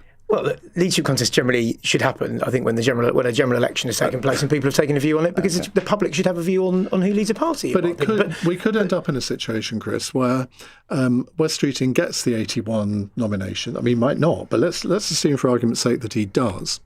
At that point, do you think it should be opened up to Andy Burnham? But at that point, it is opened up. Because it's a contest, and if anyone wants to get the rules would have to be slightly bent to allow the timetable to operate so Andy Burnham could win a seat in a by-election. Sure. The National Executive Committee would set the timetable for that. That isn't a complete unknown. Also, when a by-election happens, there'd have to be an all-out election in Manchester, then a leadership election. I'm just saying, you're in the world of fantasy politics. It's a nightmare scenario, isn't it? When you kick off a leadership election, you don't know where it's going to end, and you don't know who's going to end up as a leader of it, and I'll be very careful on doing that at this point. OK, right, we'll move on in just a moment. It's 8:20. This is LBC. With Halfords, this summer is about doing more. More days out, more last-minute plans. And with roof boxes and bike racks fitted in store, there's room for it all. Make sure your car is adventure-ready with a 10-point car check. And stay prepped for whatever the British weather throws your way with aircon checks and wiper blades fitted in store. Our experts are on hand with anything you need. So shop online or in store and get out there with Halfords. Services subject to availability. Full T's and C's apply. See halfords.com for details. From countryside escapes to seaside breaks and plenty of open roads in between, there's a Mazda for every kind of summer. Get 0% APR on selected models when ordered by the 30th of June and keep your mind on the really important stuff, like trying to eat that ice cream before it melts. Search Mazda. Available on PCP when financed by Mazda Financial Services by the 30th of September 2026. Indemnities may be required. Terms apply. See website. At John Lewis Money, we know your home is more than an address. It's the sunlight pouring in. Well, sometimes. The coffee on tap and the best spot on the sofa. It's why our home insurance is thoughtfully designed with 3 levels of flexible cover for the home you've created. Because when you notice the details, you notice the difference. Search John Lewis Money. Terms and exclusions apply. John Lewis Finance Limited is authorised for insurance distribution and credit broking by the Financial Conduct Authority. Cross Question with Iain Dale on LBC. 8:22. They're all discussing bookies' odds for who might win. What odds have you had, Henry? I got 40-1 Ed Miliband, next Prime Minister. I think you're on quite a good shout there. Right, we have with us Chris Ward, Labour Cabinet Office Minister. He's MP for Brighton, Kemp Town and Peacehaven. Sasha Lord is businessman, former advisor to Andy Burnham on Greater Manchester's nighttime economy. Successfully roaring nighttime economy, let's say.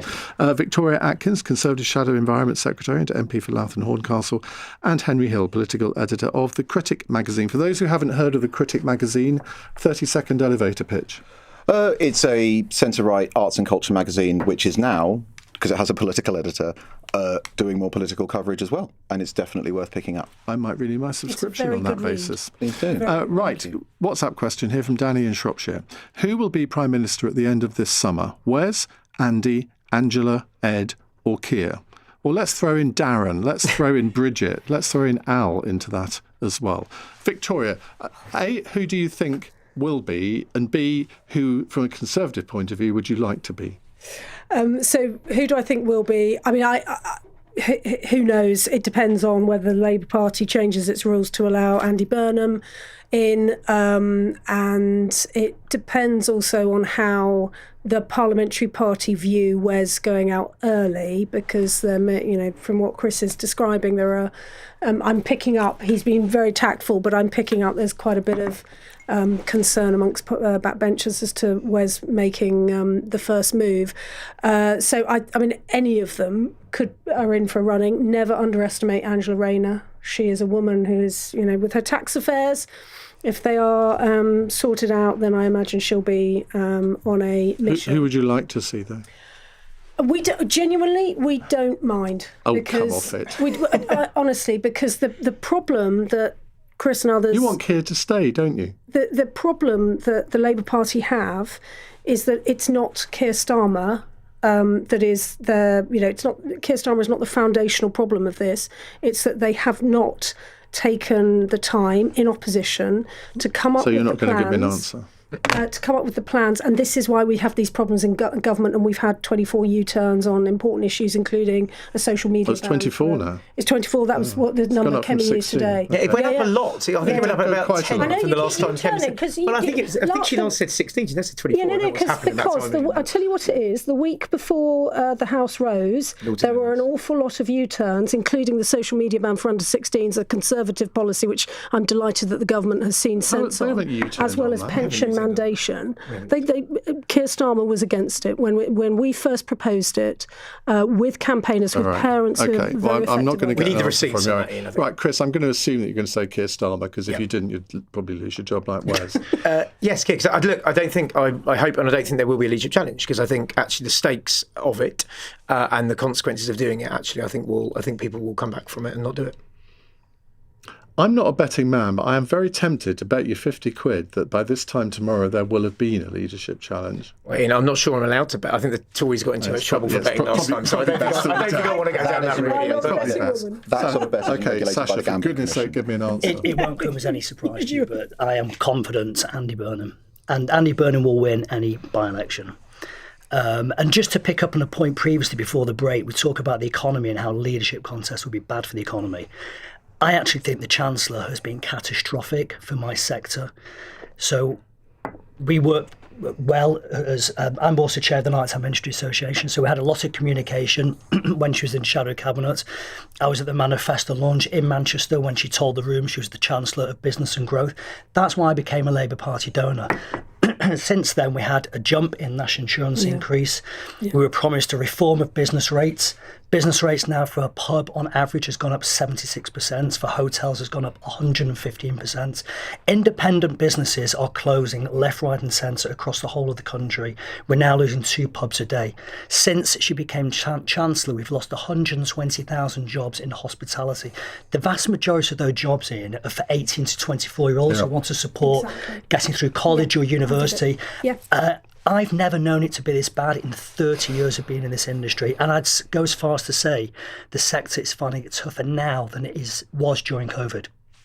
And how confident can you be, though, that things would change? I mean, let's say, for example, Andy Burnham made Ed Miliband his Chancellor, which seems to be the speculation. Are you really confident that Ed Miliband has any better understanding of the nighttime economy than Rachel Reeves? The single biggest mechanism that we can have that would help hospitality would be to reduce VAT, a sector-specific VAT number, which at the moment is 20%. The rest of Europe is between 7 and 9%. So we had our NTIA conference in Liverpool at the start of February, and Andy Burnham promised the room that he would look at reducing VAT for hospitality. And that is... He would look at it? He practically confirmed he'd do it. You know, it was a strong signal. And did Rachel Reeves send you a strong signal back in the day? Not as direct as that. Okay. But I did ask about Ed Miliband. I mean, Ed Miliband doesn't strike me as somebody who's got a lot of experience of the nighttime economy. I've seen Ed partying. Have you? I have actually, yeah. I saw him partying at Lucy Powell's birthday. Oh, you've got the rest of the hour to tell us about that. Yeah, so, you know, the current Chancellor is not working, and I've been so surprised actually over the last few days, because if I was Keir, the PM, I'd actually be pointing the finger a bit more at her. She's very quiet, and you know, a lot of the decisions that the PM's been blamed for actually have come from Number 11. It's been rumoured tonight, or more than rumoured, that Afzal Khan is going to stand down and cause a by-election in Manchester Rusholme. That seat only has an 8,000 Labour majority. The Labour vote declined by 26% in 2024. Yep. But you know far more about the demographics of Manchester than I do, but that seems to be mad if that's the seat that he's going to fight. I think that's just rumour, isn't it? Well, it's apparently people say it's going to be announced tomorrow. Okay, well, if it is, it's exciting. But as I said at the start of this programme, Andy Burnham as a brand in Greater Manchester is bigger than Labour. People are voting for Andy Burnham. And as I said, you know, Tories lend his vote. These local elections don't bear that out, do they? Because if you look at the map of Manchester in terms of party colours in 2024, and then you compare it to now, it's a completely different colour. Yeah, but Andy Burnham wasn't standing. I guarantee, and you're talking about betting 50 quid, I'd bet more than 50 quid that if he stood in Gorton and Denton, he would have won that by-election, hands down. Interesting. Henry? So is the question of who's Prime Minister at the end of the summer different to the question of who's Prime Minister over the summer? Yes. Who gets their sort of 49 days lettuce sort of interim period? Well, no, Keir Starmer will be Prime Minister until... Yeah, but Liz Truss, you could ask 3 months and then you'd miss the Truss period, right? You'd just end up at Rishi Sunak from Boris Johnson and you'd not know. No, I'm pointing out that's what I think is going to happen. I think they're going to elect a left-wing leader. They'll get their teeth knocked out by the bond markets and then they'll elect someone else. That, I suspect, is what's going to be the pattern. But broadly, I'm actually inclined to agree with Victoria. I don't think it really matters whether Andropov or Chernenko wins the Labour leadership contest in the end. I hope most of our listeners get that analogy. Because the problem is really, for all their personal failings, the problem is not really anything to do with the personal failings of the Prime Minister and the Chancellor. It's the fact that the government is pressed right up against the edges of what it can do fiscally. Right? There is no wriggle room in the budget at all. Rachel Reeves has time and time again recklessly gone right up to the line of what the OBR says she can borrow in a world where nothing goes wrong, in a world where things keep going wrong. Why does the government keep hiking taxes that it shouldn't? Because they're discretionary. Why does it keep doing that? Because the 3 big revenue expenditure accounts which are pushing Britain's public finances off the edge, pensions, social care, the NHS, are non-discretionary. They're entitlement-based. The government discovers how much they cost, and they're being pushed upwards constantly by demographics. And so actually, what can you do as Chancellor? The public don't want to cut those things. Labour MPs definitely don't want to cut any of those things. If you ask a Labour MP to identify one of Keir Starmer's biggest mistakes, it's trying to cut the winter fuel allowance, one of his, 3 attempts to control the public finances? And so they don't have any room for manoeuvre. And so all that will happen is you'll keep doing fiscal drag, you'll keep raising taxes, you'll keep scrabbling around for ways to find money that squeeze life out of the productive economy, because neither the Labour Party, at least the Parliamentary Labour Party, nor, if we're honest, an awful lot of the voters want to confront the fact that we need to cut revenue spending on welfare. Well, we keep talking about the nighttime economy. I think Jennifer must be imbibing in that economy, judging by this text. She says, what if Wes Streeting is giving up his seat for Andy Burnham? Oh, it's a thought. Not one that we need to detain ourselves with for very long, but there we are. 8:31 on LBC News Headlines with Daryl Jackson. The Prime Minister has reportedly urged ministers not to plunge the Labour Party into chaos as his future remains uncertain. It's understood the Health Secretary is planning to resign tomorrow to trigger a leadership contest. But Number 10 insists Sir Keir Starmer has full confidence in Wes Streeting. Nigel Farage is facing an investigation into a £5 million gift he received before becoming an MP. Reform UK says it's in touch with the Parliamentary Standards watchdog. And 6 people from the UK who were on board a cruise ship at the centre of a hantavirus outbreak are being allowed to leave their hospital quarantine. Public health officials say they're self-isolating at home. LBC weather, fewer showers overnight with clearer spells for southern Scotland, northwest England and later the southeast. Elsewhere, showers will linger, lows of 2 degrees. This is LBC. If you bought a home on a holiday park in the UK, what you thought you were getting may not be what you ended up with. From unexpected site fee increases, running costs, a huge depreciation in value, many owners feel they've been missold. If you think this might be you, holidayparkadvicecentre.co.uk could help you receive the compensation you're entitled to. Text ASSIST to 78900 to find out more. That's ASSIST to 78900. At John Lewis Money, we know your home is more than an address. It's the sunlight pouring in. Well, sometimes. The coffee on tap and the best spot on the sofa. It's why our home insurance is thoughtfully designed with 3 levels of flexible cover for the home you've created. Because when you notice the details, you notice the difference. Search John Lewis Money. Terms and exclusions apply. John Lewis Finance Limited is authorised for insurance distribution and credit broking by the Financial Conduct Authority. There's one green bottle sat on my fridge shelf. This green and white bottle that supports my gut health. Beautiful by nature, beautiful by name. It's the tastiest way to up my gut health game. Beautiful Gut Health. Switch your yogurt to the UK's #1 kefir and give your gut and your summer a lift. Kefir is a source of calcium which contributes to the normal function of digestive enzymes. For verification of UK's #1 kefir, see beautifulguthealth.com/radio. Cross Question with Iain Dale on LBC. Text 84850. 8:34 on LBC. Henry Hill is here, political editor of The Critic magazine. Victoria Atkins, Conservative Shadow Environment Secretary and MP for Louth and Horncastle.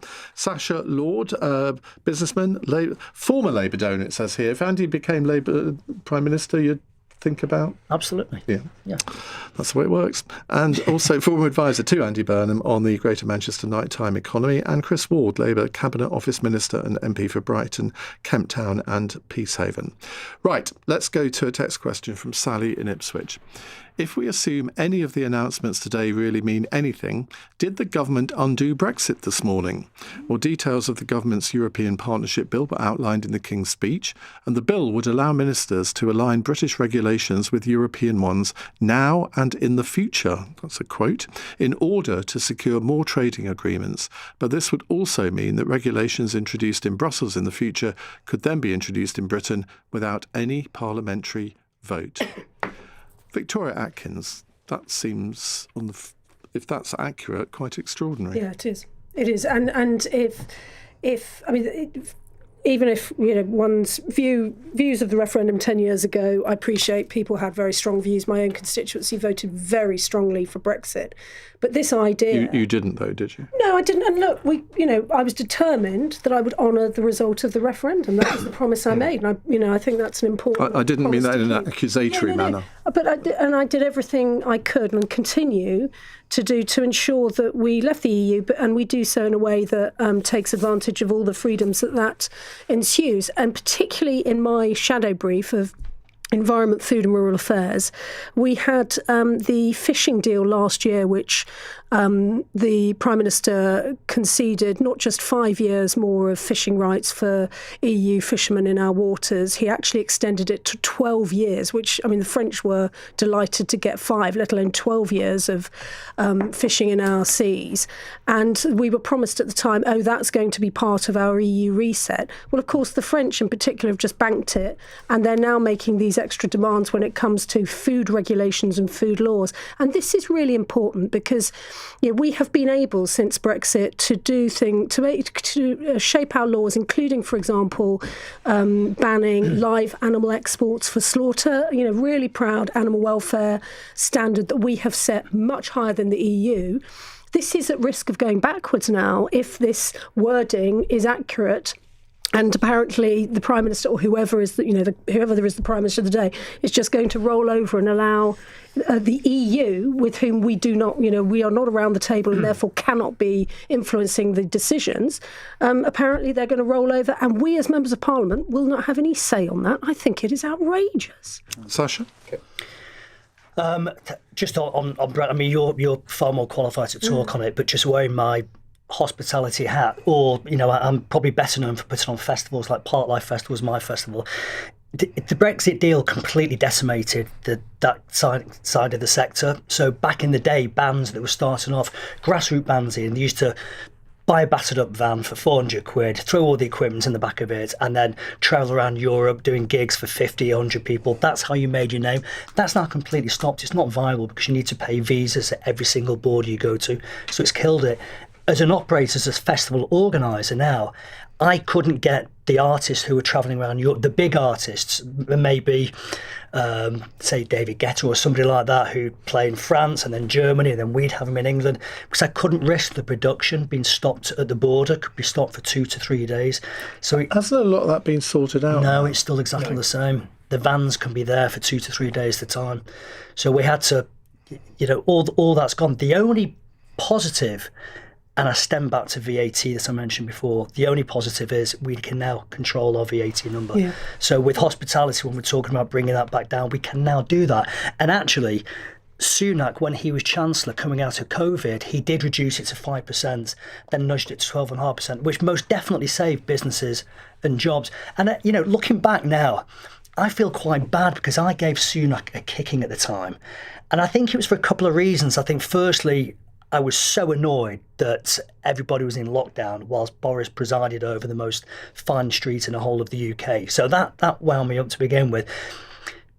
And I think as well, wrongly, the fact that he was a billionaire, I stood back from that. I felt that was wrong. And I pulled my hands up. I was wrong about that. But looking back for hospitality, he was actually very, very good. And I know there's a whole debate about, well, did it spread the virus? And yes, it probably did. But Eat Out to Help Out, again, was something that, again, saved businesses, saved jobs. And it showed his understanding of hospitality. Yeah. OK, Henry? I mean, on the technical answer on to the original question is no. Because the critical thing about any arrangement with the European Union now, short of actually re-signing the critical treaties, is that a future Parliament can simply change them if it wants to. A future government can simply change them.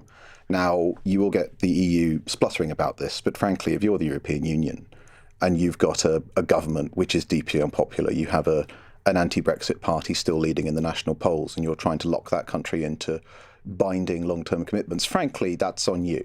A reform-led government would, if it wanted to, with parliamentary sovereignty, which is the basis of our constitution, be able to revise these treaties. Do I think they're good arrangements? Not particularly. I think the most rational arrangement for Europe most of the time is that if you want to have regulatory harmonisation with Europe, it makes most sense to do it, or for export industries, right? If you're an industry that needs to export into the European Union, then there's a rational deal to be made about just aligning with EU regulations to smooth that over. The vast majority of the British economy is domestic. And that's excluding exporters to other parts of the world.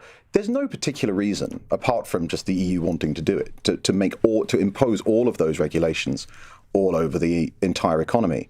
But I suppose the flip side of this is that the advantage of Brexit, which Sasha alluded to, is that you can make your own decisions, right?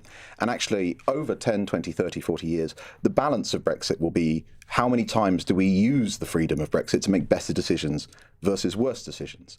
And so far, we've rolled over most of the existing EU regulations. We've not really got rid of all that many of them, and the government has shown no real enthusiasm. No, neither the Conservatives nor Labour for deregulation, for unshackling the British economy. No particularly imaginative strategies on tax or industrial strategy or anything else. And so, by dint of that poverty of imagination, the current Brexit dividend is going to end up being, over that period of time, if it exists, fairly small. But the critical thing about Brexit, and this is what this government has not rolled back, is that we're out. And that means that actually we're talking about sector-by-sector deals, which, one, the public really don't care all that much about, right? Like if you went and did a really fine, detailed treaty about a particular sector, nightlife and a visa arrangement that allowed bands to come here, the number of Brexit voters who are going to be there thinking that's a great betrayal is essentially zero. And the big it'd be one actually. Yeah. On the big ticket constitutional question, Parliament can now. MPs have no excuse. If MPs don't like this, they can. Now, one great. Come in here, Iain, please. Well, you can come in here. I'm just going to build you up first, though, because you are the minister that will be taking this through the House of Commons. Well, with Nick Thomas-Symonds, who's the main negotiator. But yeah, me and Nick will be taking it through. But you'll be doing the legwork as the junior minister, because that's how it works. Always a pleasure to serve, Ian. Yeah, always a pleasure to serve. So tell me how this will work, because if Victoria is right, a lot of people will think it's outrageous that none of this, in terms of alignment measures, will be subject to parliamentary scrutiny. Right, so just a couple of bits. Firstly, does it undo Brexit? No, it makes Brexit work, right? This does this, and secondly, it is absolutely consistent with Labour's manifesto.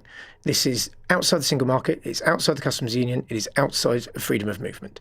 Labour won a manifesto saying that we would have a closer and stronger relationship with the EU, that we would negotiate a food and drink veterinary agreement that would remove some of the checks on the borders, that would streamline the arrangements that businesses have to go through, that Sasha will tell you, and in my constituency, and I'm sure in everyone's, add hundreds of pounds to everything we export in and out of the EU.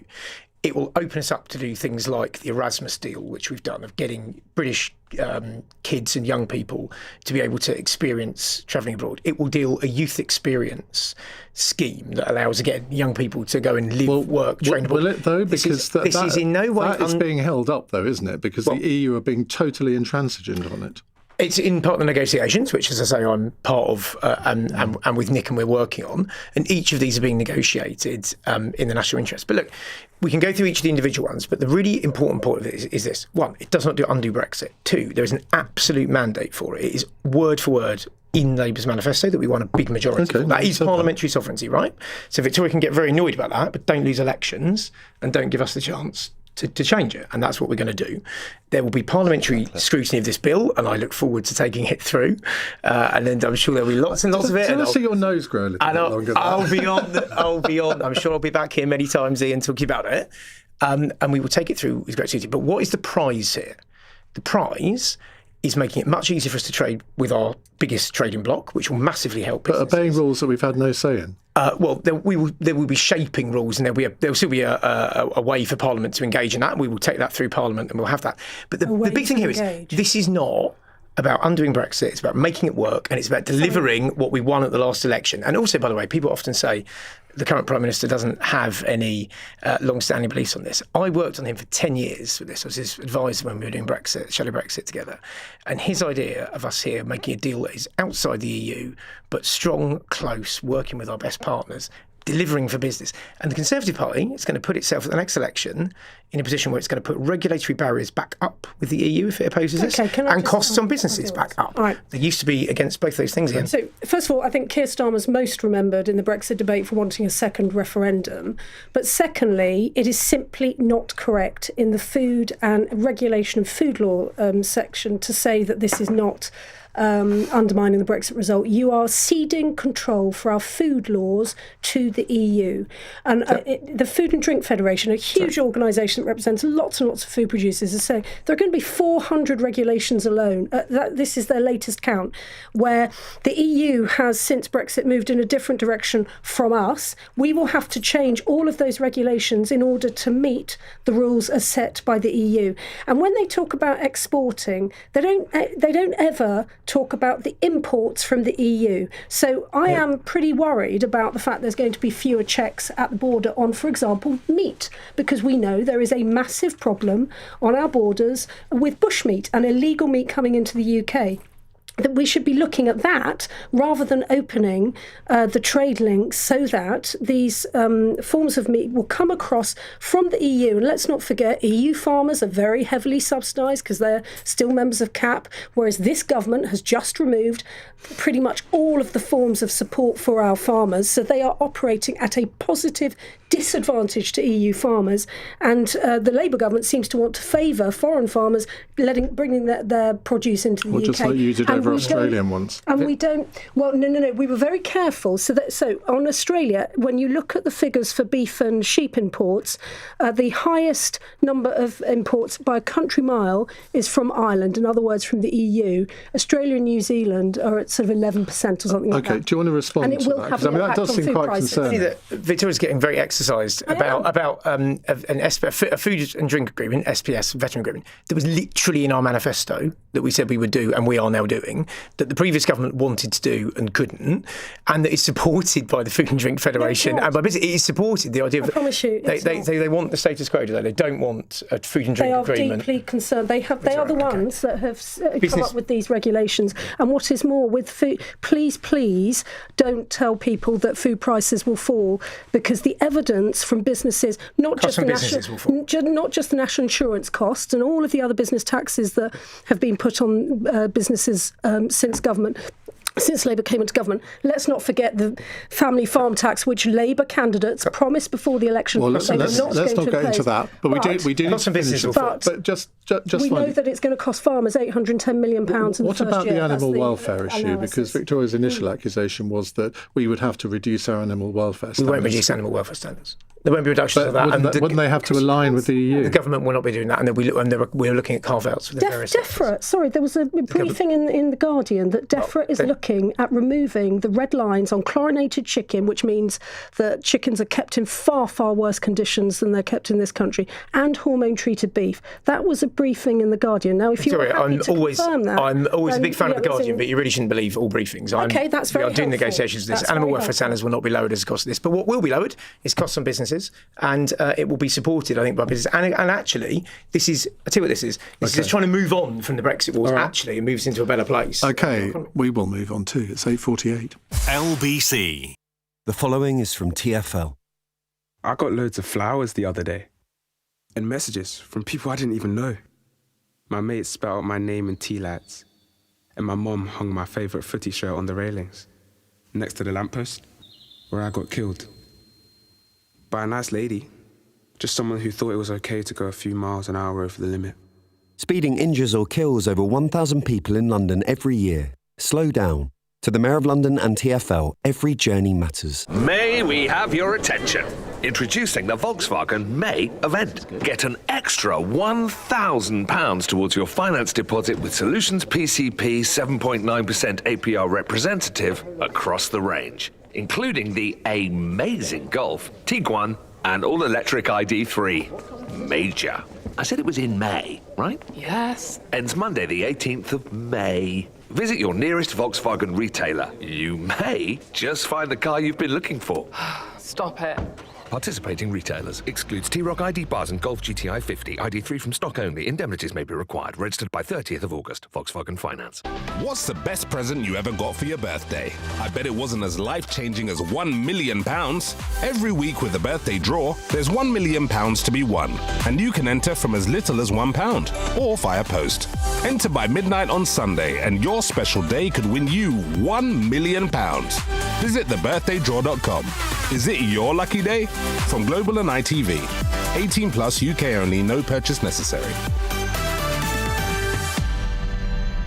Your time is valuable. Your perspective should be too. The Economist cuts through the noise with the stories that truly shape your world. How can you believe that a new regime won't crush you just like the previous one? Online scams are stranger than they've ever been. When the world's turned upside down, know which way is up. Read, watch, or listen to The Economist. Cross Question with Iain Dale. Watch live on our free Global Player app or the LBC app. It's 10 to 9 on LBC. I'm going to ask Sacha Lord a gratuitous question. If Andy Burnham becomes Prime Minister, would you accept a peerage and become a minister in the DCMS? Wow. I wouldn't want to be a minister, if I'm being honest. Why? That's how you can change things. Well, you can, but, I enjoy my other businesses as well, and you're very much restricted, aren't you? So I'd enjoy being an advisor. I loved my role in Greater Manchester. I'd love to have a wider role across the whole of the UK, but also be allowed to do my other bits on the side as well. Think of all the free tickets you get as a minister at the DCMS. Will you ever minister at the DCMS, Victoria? No, you really don't. Yes, the health secretary gig. There's not many. I love Maybe that's visiting why Wes hospitals, doesn't want to do it anymore.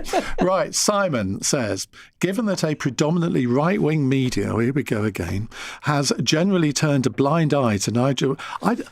I really resent this idea that the media has ignored this donation that Nigel Farage accepted.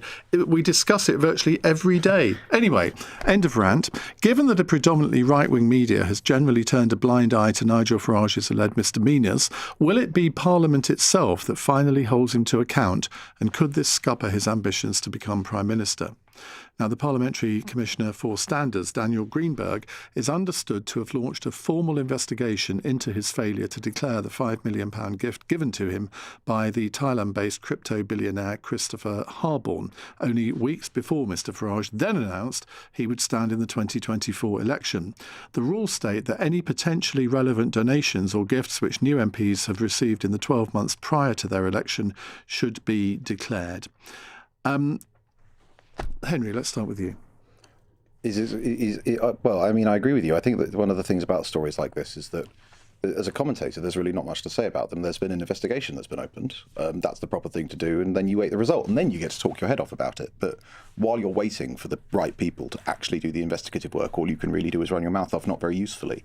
As for if there is a finding against Farage, how much of a difference that will make, I mean, honestly, with an awful maybe. I mean, you do sometimes get the drip of stuff that speaks to character. Let me put a scenario to you. Okay. Let's say Daniel Greenberg finds him guilty, and then he's suspended from the House of Commons for a period, and that would then enable there to be a petition for a by-election in Clacton. He'd win it. Well, I think he would win it. But think of what the reaction of his kind of supporters would be to that. The system's stacked against us. It then becomes much more divisive. This is what I was saying. This is what I was about to say, which is I think that you can. This stuff can matter. I think sometimes the drip of stuff about Zach Polanski, all of the separate little things, none of them break Green support, but I do think that they build up. But on the other hand, also, if your voters generally like you, they'll put up with an awful lot. The Conservative Party was led by Boris Johnson for how long? They will just put up with an awful lot. And then it's when the mood turns that suddenly all of that accumulated dark matter builds up and people say, it was the donation and everything else. But I don't think this is going to end Nigel Farage's political career by any means. Sasha? I don't think it'll end his career, but the whole thing seems grubby to me, very murky, and I'm very interested to see the result. But I think you're absolutely right, Ian. People keep saying that this story's been pushed under the rug. Everybody's talking about it. It's been reported everywhere. I don't understand where it's coming from. But we have talked about it every day, Monday, Tuesday, Wednesday this week. I can't remember last week, but this week, every single day on the programme. In fairness, you have it, but this has got far less coverage than the free gift stuff that Keir and Labour people were doing. And this is a £5 million donation from a foreign-based crypto billionaire. On the other side of the ledger, Keir is the Prime Minister. With no explanation of what it's for. And no explanation of what it's been spent on. There's no accounting for what it's been spent on. And it's clearly now going to be looked at, and rightly so. It has got far less coverage than that has. And look, let's see how it plays out. But there are huge questions to answer here. And on the back of also, with reform leader formerly in Wales taking money, getting done for bribes and being in prison. Well, he's in prison. He's in prison for taking bribes, and this is an unbelievable. The one thing I will say on this, and people know, I regard Nigel Farage as a friend, and I have quite a lot of time for him. I would never vote for his party, but I like him as a person. But he did, apparently, last September on Nick Ferrari's breakfast show on this programme, promote Christopher Harborne's crypto company.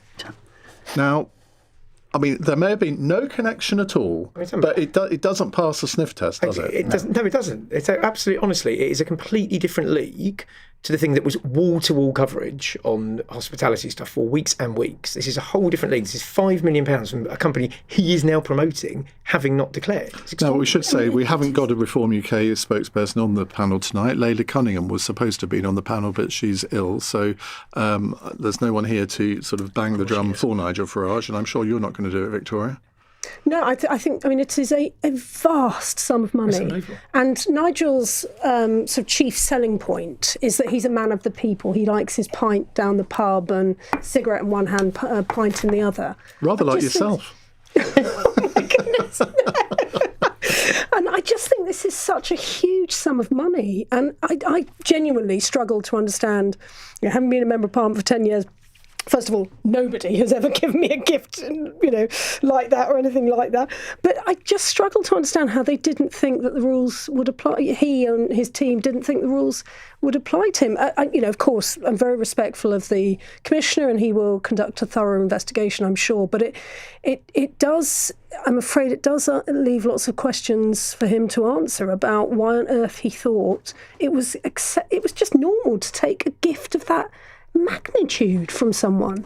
And I know that they're saying, it's for his security. I mean, those of us that have worked in the Home Office have some understanding of how much close protection security costs, and it is nowhere near that sum of money. Do you think that security should be provided by the state? I think anyone in the public eye, their party is utterly irrelevant to me. Anyone in the public eye who is receiving threats to their safety or their family's safety must get the protection that is needed from the state, because that protection is there because of them being in political life. We should point out that Nigel Farage argues that he has looked into this, he's taken legal advice, and the advice that he was given was that this was not declarable. Now, people can say what they want, but I mean, we have to give his point of view as well. Martin says, did Iain just admit live on air that he is right wing? I mean, that must have come as a real shock to most of my audience. Right, our fun question comes from Simon. That's what we've just done, isn't it? Hang on, I'm just trying to find it here. It's not scrolling down. Can someone scroll it down the screen, please, so I can get at it? No, it's not there. My screen is frozen, so you'll have to read it out in my ear. And given Sacha Lord is here, who would be your dream festival headline act? Well, let's start off with you, Sacha, so it'll give them time to think. So the act that we always tried to book, but we couldn't get them because they hardly ever play, and also it wasn't viable because they wanted a few million quid, was Daft Punk. Am I supposed to have heard of them? Yes, absolutely. What's their most famous song? Do you remember Pharrell, Get Lucky? No. Yes, you will. They did the Tron Legacy 100%. You will know it, a million percent. But the first gig, I just said it when the break was on, the first gig I ever went to was 1988's Michael Jackson, the Bad Tour at Aintree, and I still have the ticket. It was £16.50. Wow. And actually, it was the anniversary a couple of weeks ago. I put it into ChatGPT. What would that be in today's money? 47 quid. So you start to think, well, hang on a second, how come tickets have escalated so much? But yeah, Daft Punk, Prince will be up there, David Bowie will be up there, and being a Manc, my absolute dream would be to reform the Smiths. Yeah. Oh, I think I say Take That. I'm going to see Take That this summer. I am. My school friends and I, we love that. It's not the same since when we left. It's not. Did you just say we love that? Yeah, exactly. Oh my God! I bet he just died. Henry Hill. I mean, genuinely, I think my absolute dream festival headliner, assuming the festival was actually indoors where you could do it justice, would be Alessandro Ronconi, who is just about the best live hard trance DJ ever. Right, in terms of live performance. Do you take your shirt off? Phenomenal producer. No. I do use UV paint though. Isn't that? Do you really? But yeah. If you're using the power of dreams in this question to revive somebody from the dead, it would be Push or maybe Robert Miles. Oh no, Robert Miles, you got me there. Absolutely. Chris? Well, Oasis were my favourite band when I was growing up, when I was a kid, and I thought they were brilliant for 30 years, and they're suddenly cool again. So I would obviously go with them. Secondly, I'd say The Cure, who I love, and also recorded their last record in a studio in Brighton, which is really cool. So Oasis, if not them, The Cure. Okay. And are you sticking to take that, No, Victoria? so if I'm allowed living or dead, I would love to have seen my Freddie Mercury. Yeah. I just think he was, the videos that we have of him, what a showman. With and I'm not normally a rock fan, but my goodness me, he knew how to put a show on. Having been to see ABBA live, having seen Cliff Richard live 15 times, I'm going to stick with Cliff, if I may. Controversial choice there. Right, thank you very much indeed, all of you tonight. Let's go tell you who's on tomorrow's panel. We have Labour MP Barry Gardiner, the General Secretary of the Arts and Entertainment Trade Union Equity, Paul W. Fleming, plus the political commentators Emily Sheffield and Teresa Bischoff. Right, coming up in the next hour, simple question for you. Who would make the best Prime Minister, Wes Streeting or Keir Starmer?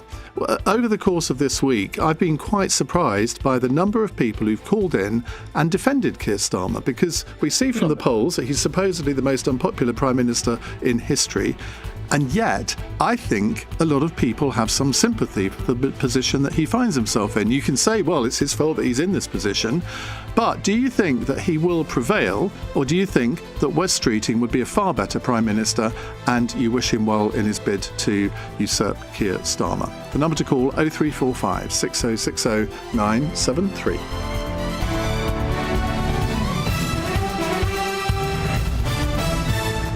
On your radio, on the LBC app, and Play LBC. leading Britain's conversation. This is LBC. From Global's newsroom, Number 10 insists the Prime Minister has full confidence in the Health Secretary following reports he will resign. It's understood Wes Streeting will trigger a Labour leadership contest tomorrow. The two men met for talks that lasted less than 20 minutes in Downing Street earlier. Chris Ward, Labour Cabinet Office Minister, told LBC this evening there shouldn't be a leadership contest. It would cause real damage to the country, the party, and the public don't want this kind of stuff to happen. They want us to get on with fixing the economy. When I was knocking on doors in our local elections and Labour had difficult results, we lost 2 councillors to reform and that, not a single person there said, I tell you what, go back to Westminster, have a chat to yourself for 3 months. Be honest, there were many people that said to you, but we don't like the Prime Minister. Believe me, potholes came up more than the Prime Minister. Well, Kemi Badenoch has taken aim at Labour's divisions while addressing MPs at the state opening of Parliament earlier. This is a highly unusual moment. The Prime Minister is in office, but not in power. Everyone is trying to pretend it's all right. It's not all right. After days of turmoil, the Conservative leader told the Commons the Prime Minister's authority has gone. He's responded to some of Kemi Badenoch's jabs in Parliament. We do have one thing in common. Our parties both had tough results in the local elections last week. The difference is she hasn't noticed. There's another difference, Mr. Speaker. We are in government and they are no longer even the opposition. Nigel Farage is facing an investigation from Parliament's sleaze watchdog after a billionaire donor gifted him £5 million. The Reform UK leader says it wasn't a political donation, so he didn't need to declare it. 6 people from the UK who were on the cruise at the centre of the hantavirus outbreak have been discharged from hospital quarantine. They'll now be self-isolating at home. And an online suicide forum, which an investigation by LBC highlighted, has been fined almost £1 million. Last year we found the site, which hasn't been named publicly, had been linked to more than 130 deaths. Ofcom has given the forum 10 days to make safeguarding changes. In the city, the FTSE 100 has closed up 60 points at 10,325. The pound buys $1.35 and €1.15. LBC weather, fewer showers overnight with clearer spells for southern Scotland, northwest England and later the southeast. Elsewhere, showers will linger, lows of 2 degrees. From Global's newsroom, for LBC, I'm Daryl Jackson. This is LBC from Global, leading Britain's conversation with Iain Dale.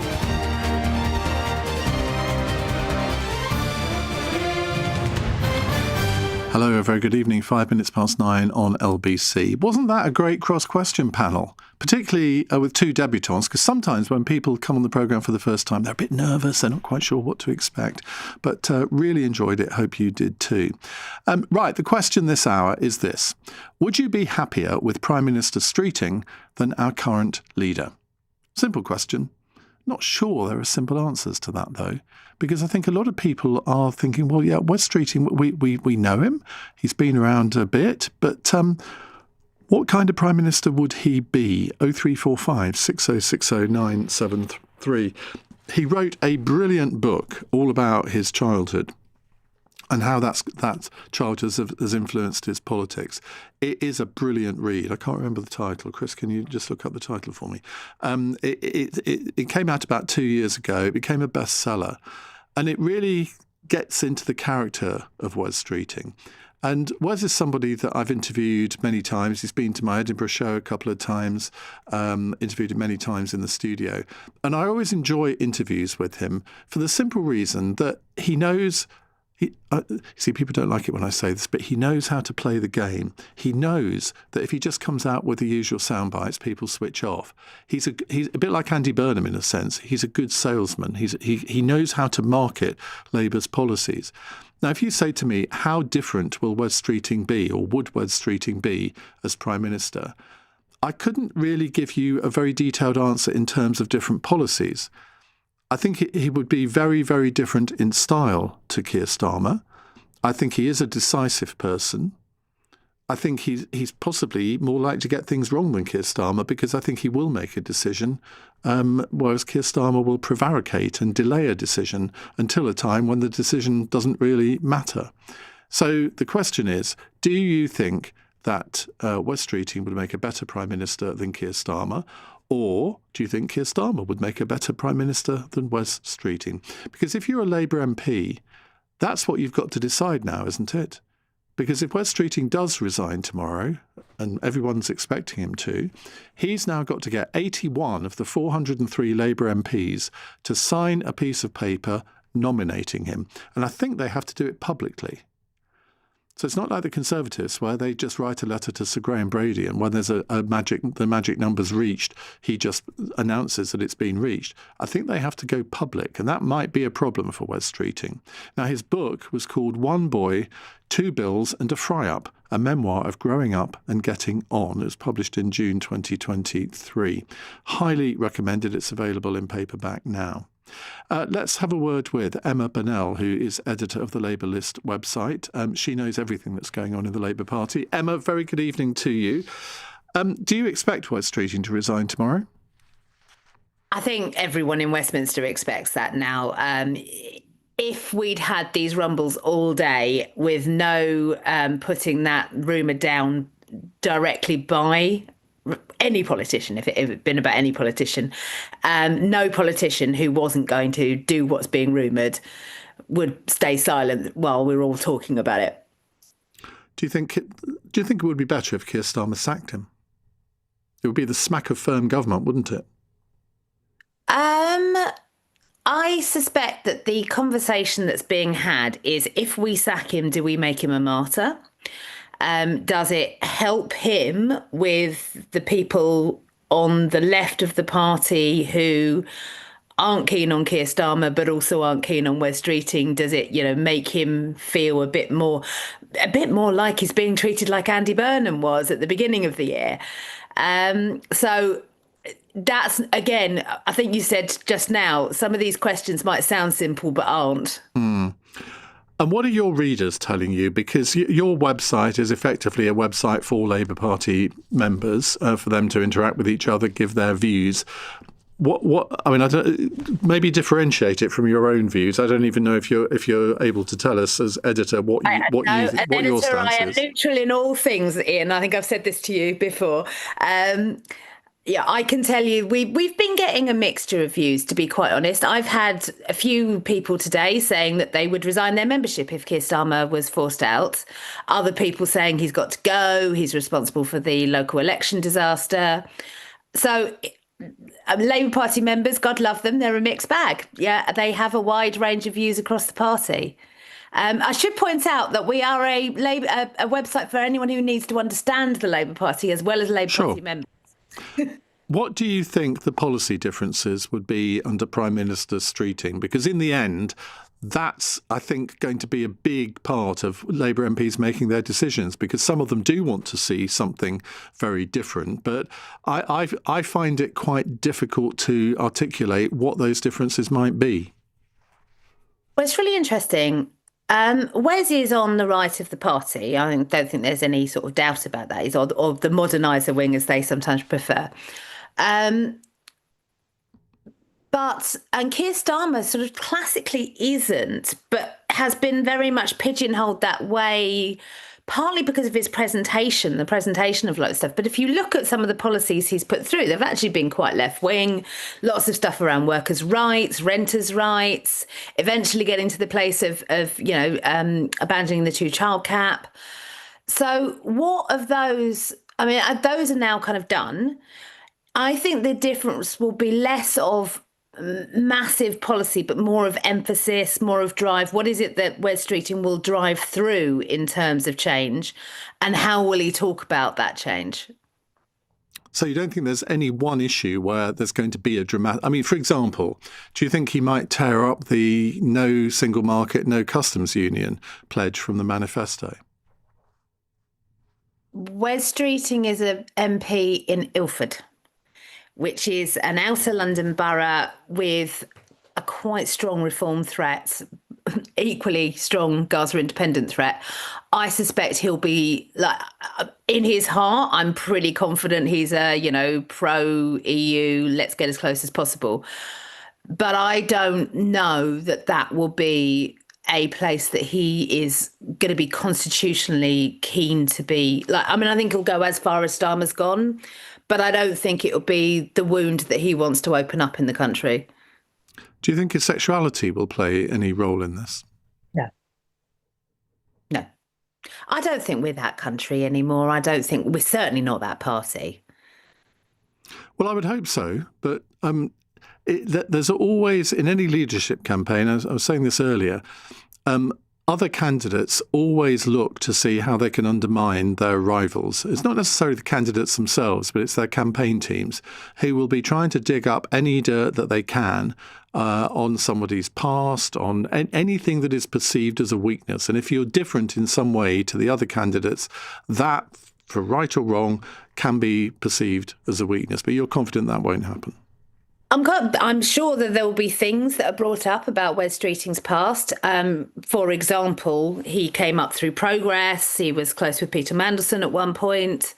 So there will definitely be that element that is raised. But that's not about both of those human beings being gay. It's about, whether any association now with Peter Mandelson is considered beyond the pale. So what's your prediction of what will happen now? Let's assume that he does resign. Do you think that he will find it difficult to get the 81 names? I think he won't resign unless he's absolutely confident. And given that we're fairly confident he's going to resign, he must be fairly confident he's got them. I think it's possible that he was pushed to the brink by the rather macho briefing out of Number 10 that Wes is a chicken. It does feel like we're watching a Back to the Future too, but let's but there is a he's, as you just said, he's good. He knows how to play the game, and one of the first things you have to do when you know how to play the game is learn how to count, right?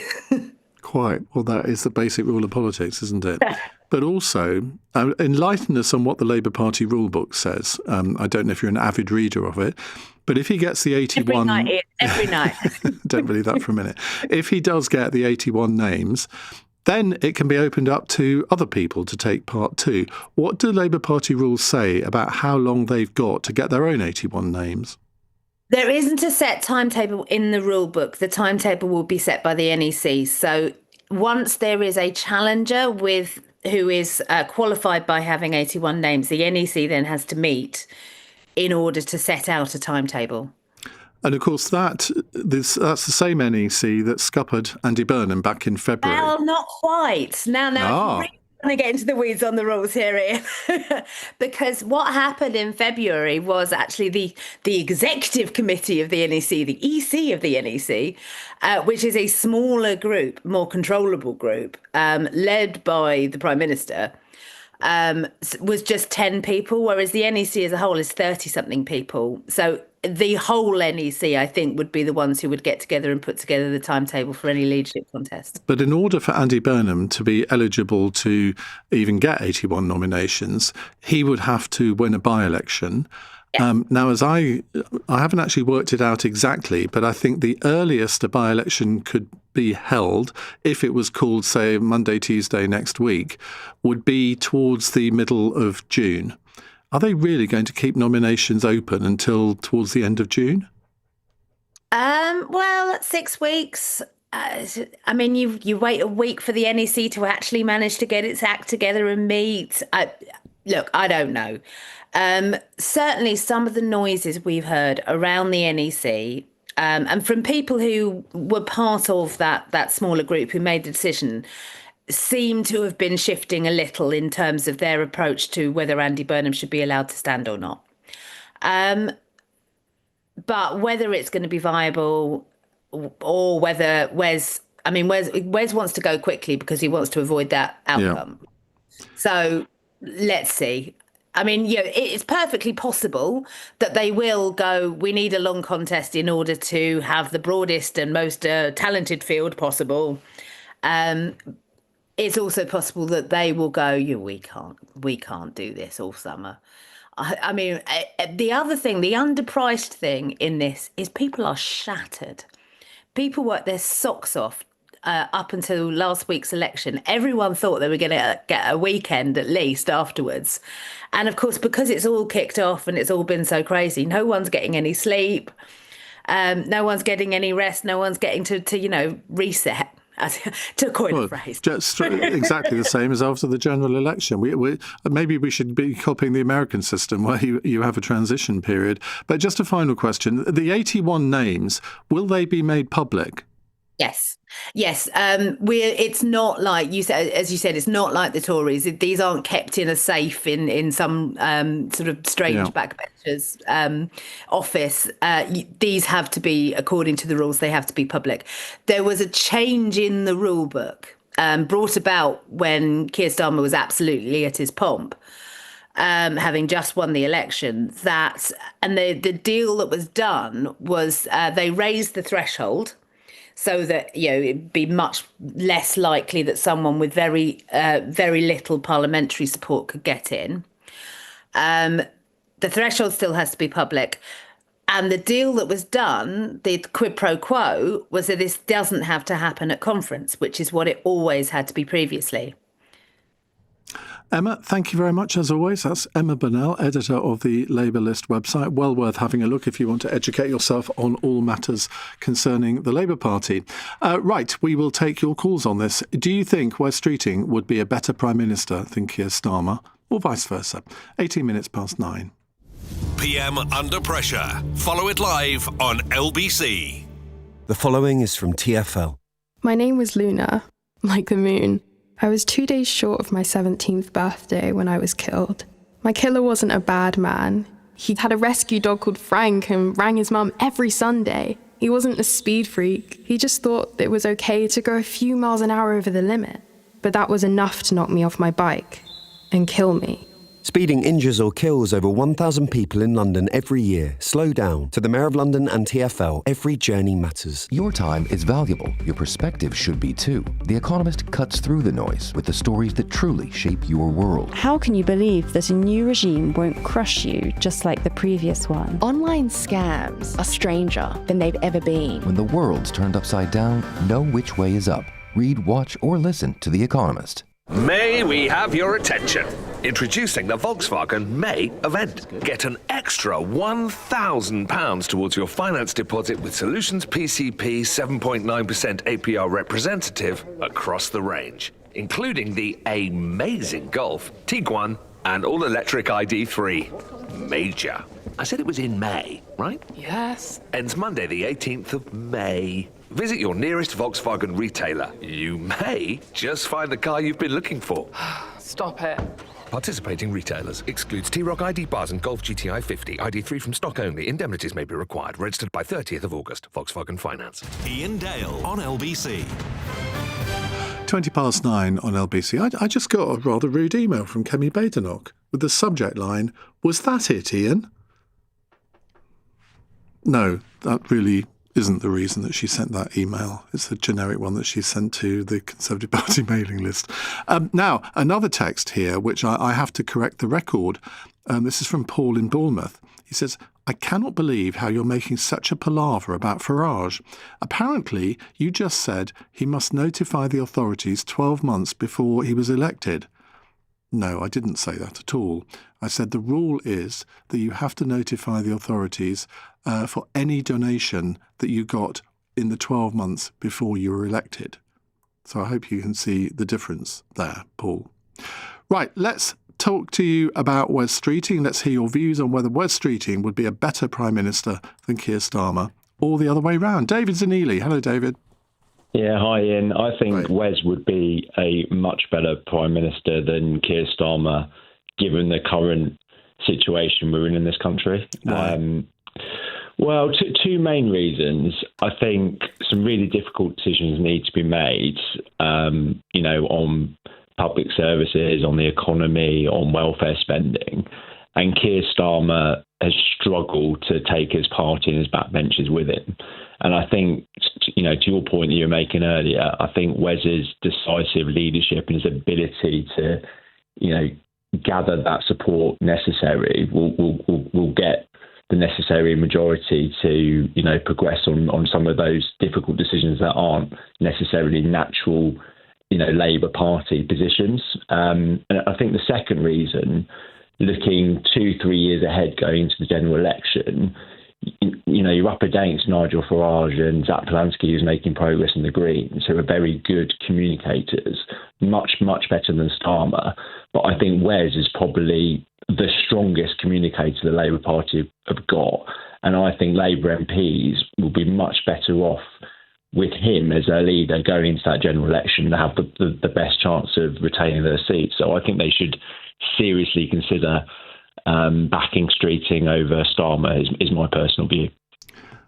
I don't disagree with most of what you've said there, but I think what you've underestimated, though, is that he's seen as a bit of a divisive figure because he is so associated with the so-called right of the Labour Party. And any of the MPs that are sort of on the soft left or hard left, they will adopt a anyone but Streeting approach. So they would much rather have Ed Miliband, Andy Burnham, Angela Rayner than Wes Streeting. I think that's his problem, in that he's not a unifier, because he does go out on a limb. He does say some quite controversial things, which are difficult for Labour people to hear sometimes. I'm not sure that's going to count in his favour. Could he get almost a coalition of support? So, potentially promise one of those names you mentioned, like a Miliband, and say, right, you can be my Chancellor. So they've got almost both wings of the party covered. Similarly to Blair and Brown to a certain extent, although I do appreciate things are a lot different now. So I just feel at the moment with Starmer and Reeves, they just can't take the party with them to make those really difficult decisions that need to be made. And I think Streeting has got it in him to really provide that leadership necessary to do that. And I'm just concerned at the moment that, we just drift on and actually more and more support will peel away from Labour and go to the Greens and Reform, and the Labour Party will find itself in a very difficult position going into the general election. David, thank you very much. Sarah in Putney says, love you and Aggie together. A lot of people seem to. I really like Wes, and unlike most, when he's interviewed, he's on top of his brief, passionate and interested to hear him speak. He's bright and authentic. I would prefer him to anyone else in the party to be Prime Minister, says Sarah. Let's see if Stuart in Torquay agrees. Stuart, hi. Hi, Ian. Sorry, first-time caller. How are you doing? Welcome. I'm doing very well. What would you like to tell me? Look, I'm a business owner. I work in the recruitment industry. I don't think a leadership contest is what the country or the electorate really wants right now. I think we could do with a period of stability. And I think the Labour Party they've come in with a massive majority. There was a bit of optimism, I think, when they came in, that the country needed a change after the last government. And I just think this is really unsettling for business. There'll be economic consequences.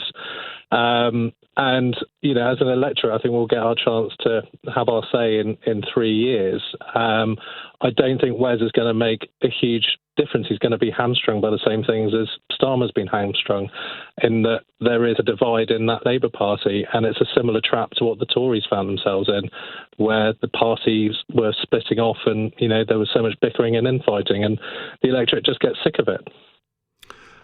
But if you're a Labour Party politician, though, and say you're a Labour MP in a reasonably marginal seat, your priority is to pick the leader that you think is most likely to win you your seat. I'm sorry, it is all about self-interest, or a lot of it is about self-interest. It's about survival.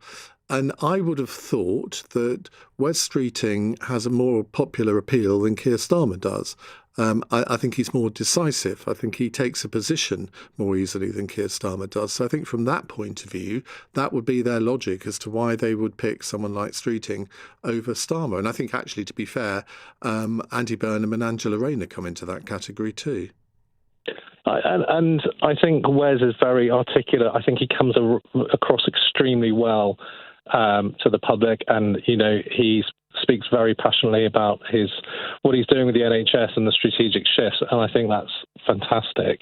However, I think this change now, I think it will just be destabilising for the country, on the whole, to be honest. I think it's frustrating. We need a sort of period of stability, certainly from a business perspective, from a hiring perspective. Businesses would like, that to see that. But I think if it's a choice of Wes versus Angela or Andy Burnham, then yes, Wes would probably be, a good choice. But if it's Wes and Keir, I don't see a huge amount of difference between them unless Wes can really change and bring some different policies that's going to be endorsed by the whole party. Well, you see, that I think is Wes Streeting's big challenge now, to articulate on what policy change there would be. We know there would be a difference in style, but we're not sure what the difference in policy would be. Thank you very much indeed, Stuart. Great first-time call.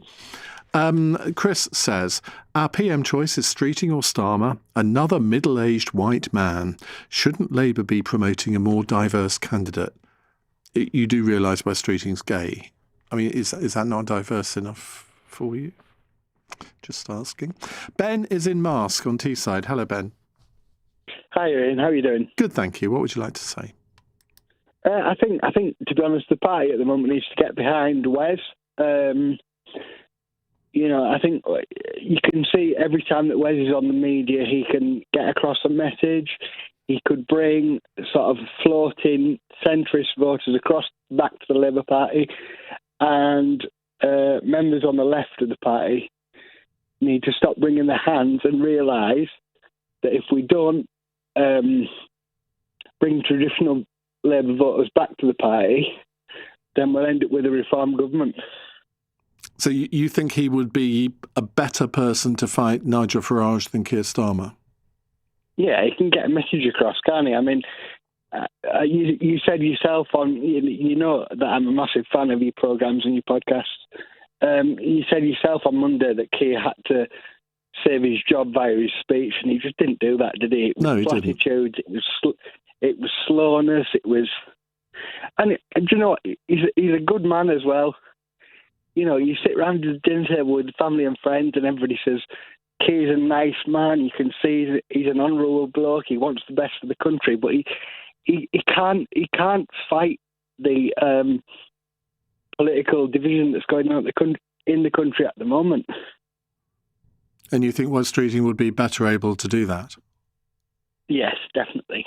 Well, if it all goes wrong, Ben, Wes Streeting has said to me many times that if his political career ended in failure, he'd quite like my job, because he loved doing his guest presenting on LBC. He's done it 3 or 4 times now, and he says it's the best thing he's ever done. Yeah. He absolutely loves it. So it might be Wes Streeting 7 to 10 on LBC in the future.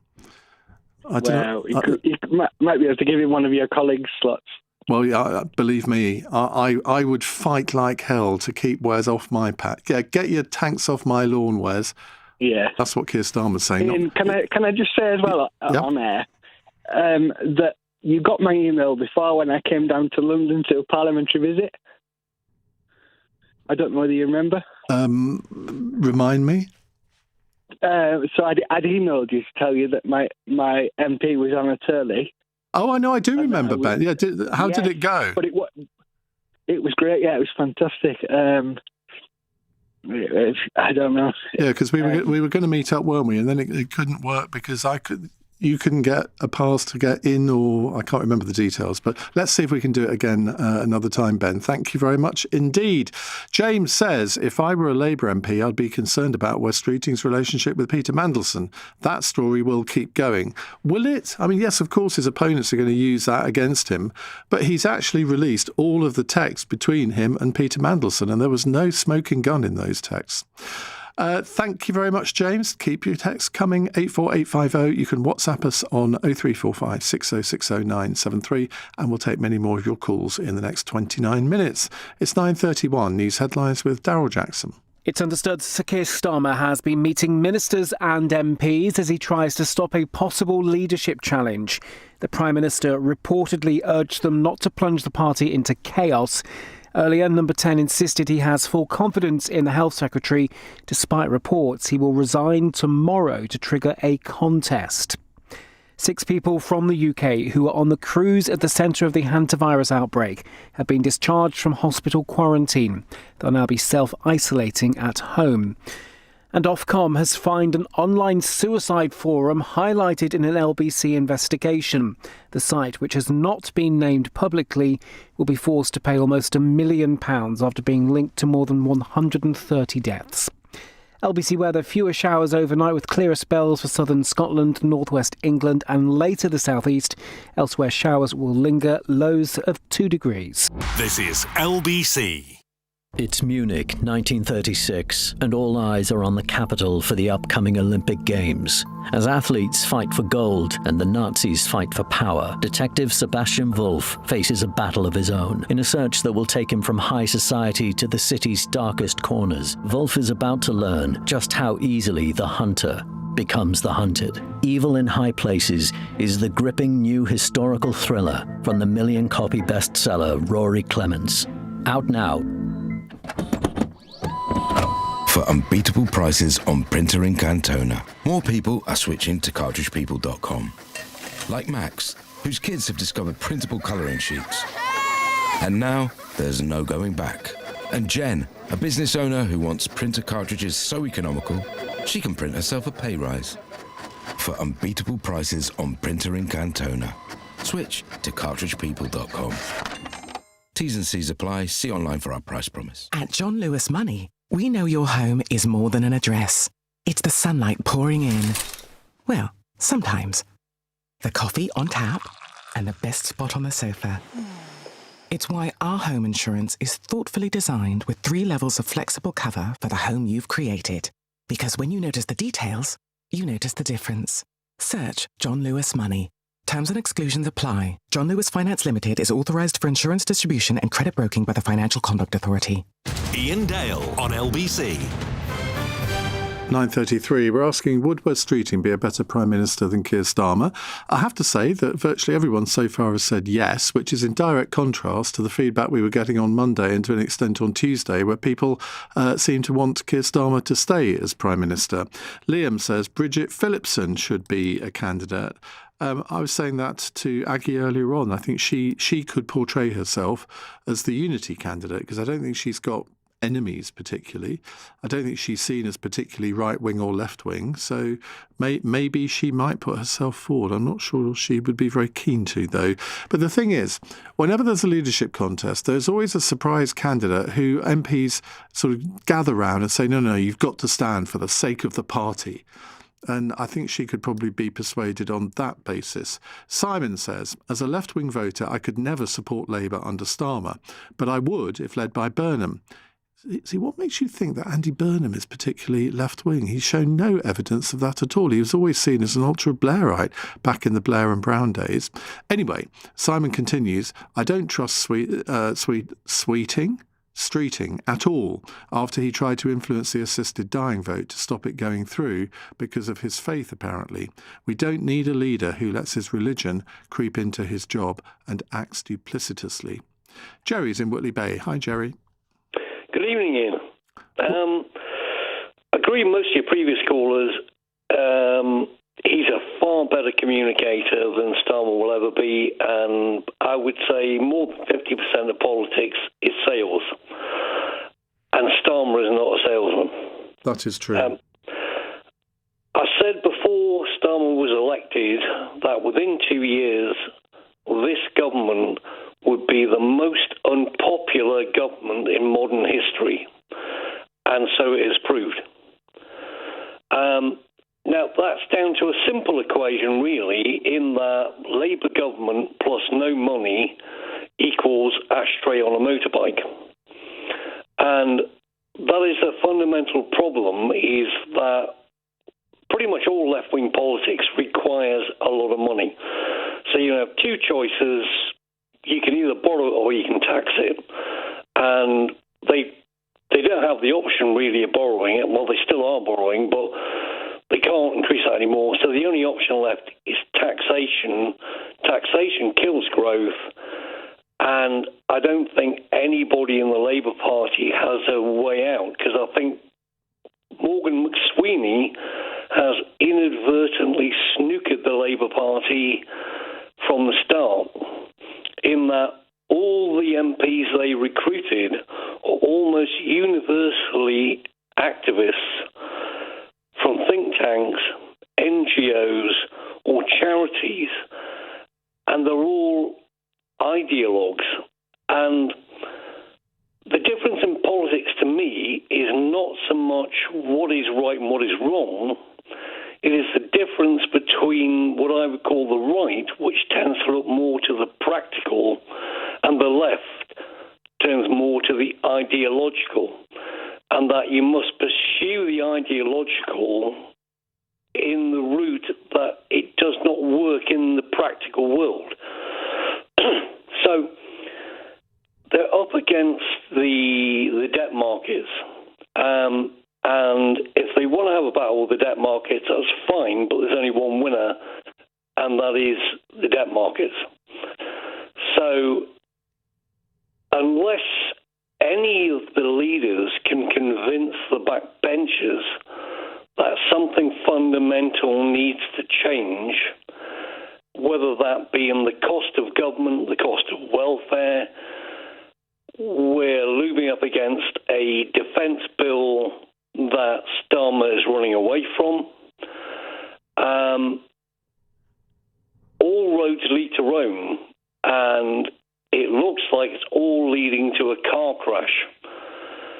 So really, I can't see how they win here. But one thing I would say is, if Catherine West is listening, is rather than standing herself or trying to gather names for something, if you want, what is clear is all the MPs want rid of Starmer in one way or another.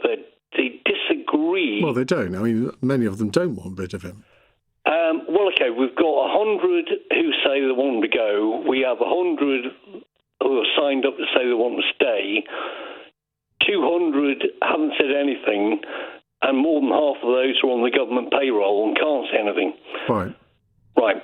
So the key thing here is, I think that pretty much universally, not universally, but more than a majority are agreed that Starmer has to go. The question mark is when and to what political purpose. And the political purpose is, if you go early, Streeting has a better chance. If you go longer, they're playing for Burnham. So why not unite the lot of them around the fact that Starmer has to go? And what I would suggest they do is they sign a letter to Starmer saying that they will vote down the King's speech unless party lays out a timetable for him to leave. And if you fail on a King's speech, you're pretty much dead in the water. So he would have to address that. And if there is enough there, so he's got a majority of about 160, so he needs about 80 to sign that letter. And if they say they will vote against him, then the King's speech falls. Yeah, and so would all their careers, because they wouldn't be allowed to stand as a Labour candidate at the next election because they'd have the whip withdrawn. Well, they would have the whip withdrawn by Keir Starmer, but then he wouldn't be the leader, so the next leader would reinstate him. That's a little bit too Machiavellian, I think, by anybody's standards, Jerry. But thank you very much. Bernadette says, I'm a constituent of West Streeting. He's a very good MP and very visible in the community. He's helped a lot of people. Billy is in Ventnor on the Isle of Wight. Billy, very good evening. Hello, evening, Ian. Hi. I can finally speak to you again because I've spent 5 weeks myself doing some campaigning locally. Oh, have you? Tell us more. As an independent. Oh, really? And how did you do? I did okay. I beat the Greens and Labour into 4th and 5th, but I didn't come first, sadly. But never mind. Everyone loves a trier. Well, absolutely. And it gave me a real flavour, actually, of what I'm calling in to speak to you about now. Because although I think a lot of people, including myself, are very bitterly upset with Keir Starmer, I mean, look, neither of them, I think, at the moment are particularly popular. But we had a general election under 2 years ago, Ian. And I feel like we need to give him a chance, Keir Starmer, to listen to what the electorate have said. They've sent a very clear message that they don't like him at the moment. Isn't that the whole point of having a local election? I mean, I know it shouldn't turn into the midterms. Sadly, that is what it's turned into now. That's what I was a victim of ultimately when I stood as a candidate on the Isle of Wight.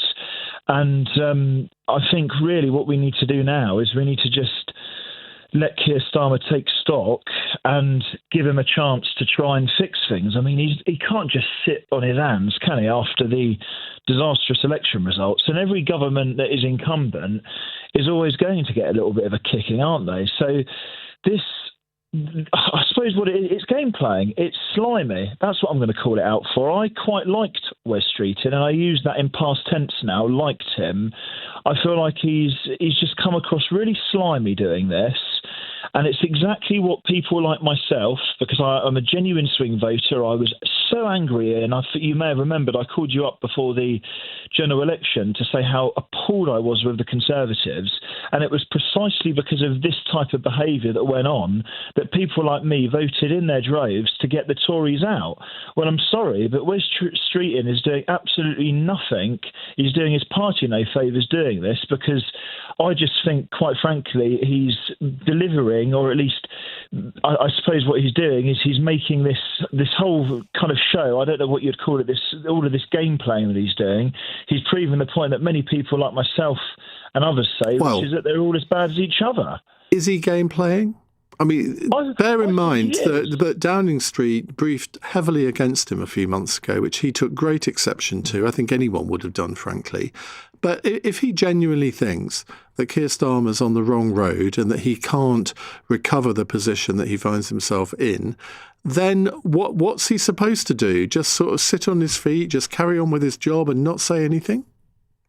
Well, I think given the fact that he's in the cabinet, yes, because that's collective responsibility and he's required to do that. So if he really had an issue with it, why didn't he step down would be my question all those weeks ago, because clearly there wasn't the opportunity at the time presenting itself. So I'd say that what he needs to do is he needs to have done it a number of weeks ago. I know that obviously there was all of that hoo-ha, wasn't there, with Andy Burnham as well, and the opportunity passed, he didn't take it up. But the fact is that over these 2 years, if you think about it, West Streeting has appeared more often on the media, but put up by Downing Street, not of his own volition necessarily, put up by Downing Street whenever there's a crisis and they're on a sticky wicket. And he goes does the morning round or the evening round like a good trooper and sort of defends the government line. And he does it, I think, better than anybody else does. And there's a few others that they get to do it, but I think he's by far and away the best. And then he gets briefed against by Downing Street. He's a good talker, and I can't disagree with you on that, Iain, but I just feel like the country voted on a mandate of change. The change hasn't happened, obviously, in the way that people want it to, but they voted for Keir Starmer, and Keir Starmer is, for all intents and purposes, although he's not doing the best job at the moment, in my opinion, and in many millions of people's opinions as well, he is the Prime Minister, and he was the Prime Minister that people chose to elect when they went into the polling station on the 4th of July. So I don't think this helps the case, particularly when you think Wes Streeting, I don't exactly remember what he said word for word, but when you think about the ticket he was elected on, that ticket of change and turning the page, I think Keir Starmer said, which Wes Streeting fully endorsed when he was standing as a candidate, it doesn't sit right with me that he's now looking to stab him in the back. I think what he needs to do is pipe down. I don't think it's going to work. I think it will massively backfire. Keir Starmer isn't particularly that popular, but we need to stop being like these. It's just sort of turned like TikTok. Our attention spans are no longer than 2 years now, let alone sort of 20 seconds or 30 seconds. And to let him try and fix the problem first. And look, I don't like Keir Starmer, Iain. You're not going to find me defending him anytime soon. But the electorate have spoken, and he needs a chance to try and address what we've said. And do you have more local elections next year on the Isle of Wight? Thankfully not. No, we've got we've got a weird one, Iain. We've got to wait 3 years. We've not got a 4-year term, 3 years until the next one. That's such a shame, because I was going to offer, when I come to the Isle of Wight in October to speak at the Isle of Wight Literary Festival, I was going to offer to launch your new campaign for you, Billy. Iain, before you let me go, so I need to tell you this. If you want to get yourself in at the Isle of Wight Literary No, I'm already in. Oh, you're already in? Well, yeah. I might end up seeing you there, because I know the lady that runs it. Well, October the 9th, put it in your diary. Iain, I'm going to be there, and I look forward to seeing you there. I'm so delighted with that. Let me tell you, Billy, I have to say there have been a few occasions when I've met regular callers, and they're nothing like I imagine them to be. I wonder if I'm going to have the same experience with you. Well, put it this way, I've probably got a good face for radio. Well, join the club. Join the club. Thank you very much indeed, Billy. It's 9:47. Coming up at 10 on LBC, Ben Kentish. Well, it looks like it's happening after all. Wes Streeting could finally announce a leadership challenge against Keir Starmer as early as tomorrow morning. But how do you feel about that?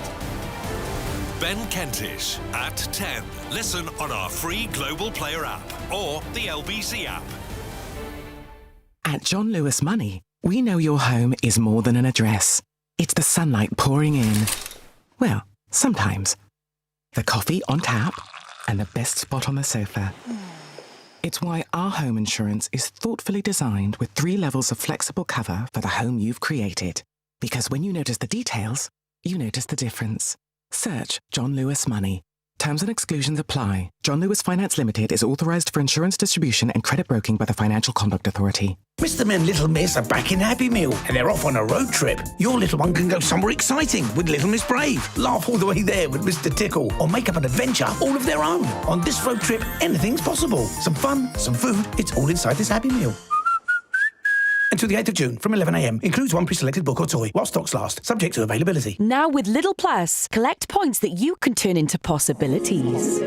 Pepper abilities, pasta abilities, burrata abilities, kayak abilities.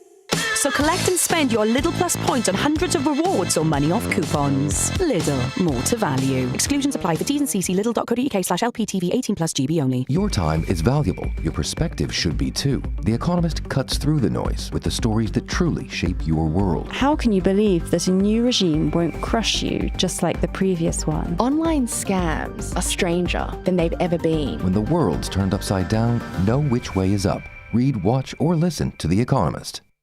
Pam, what on earth has happened to your eye? I don't know. I looked online, but then Well, for what it's worth, to me it looks like what my gran said her old neighbour Queenie had. Her eyes went every colour of the rainbow. Had to bathe them in warm carrot juice every day for a year. You could give that a try.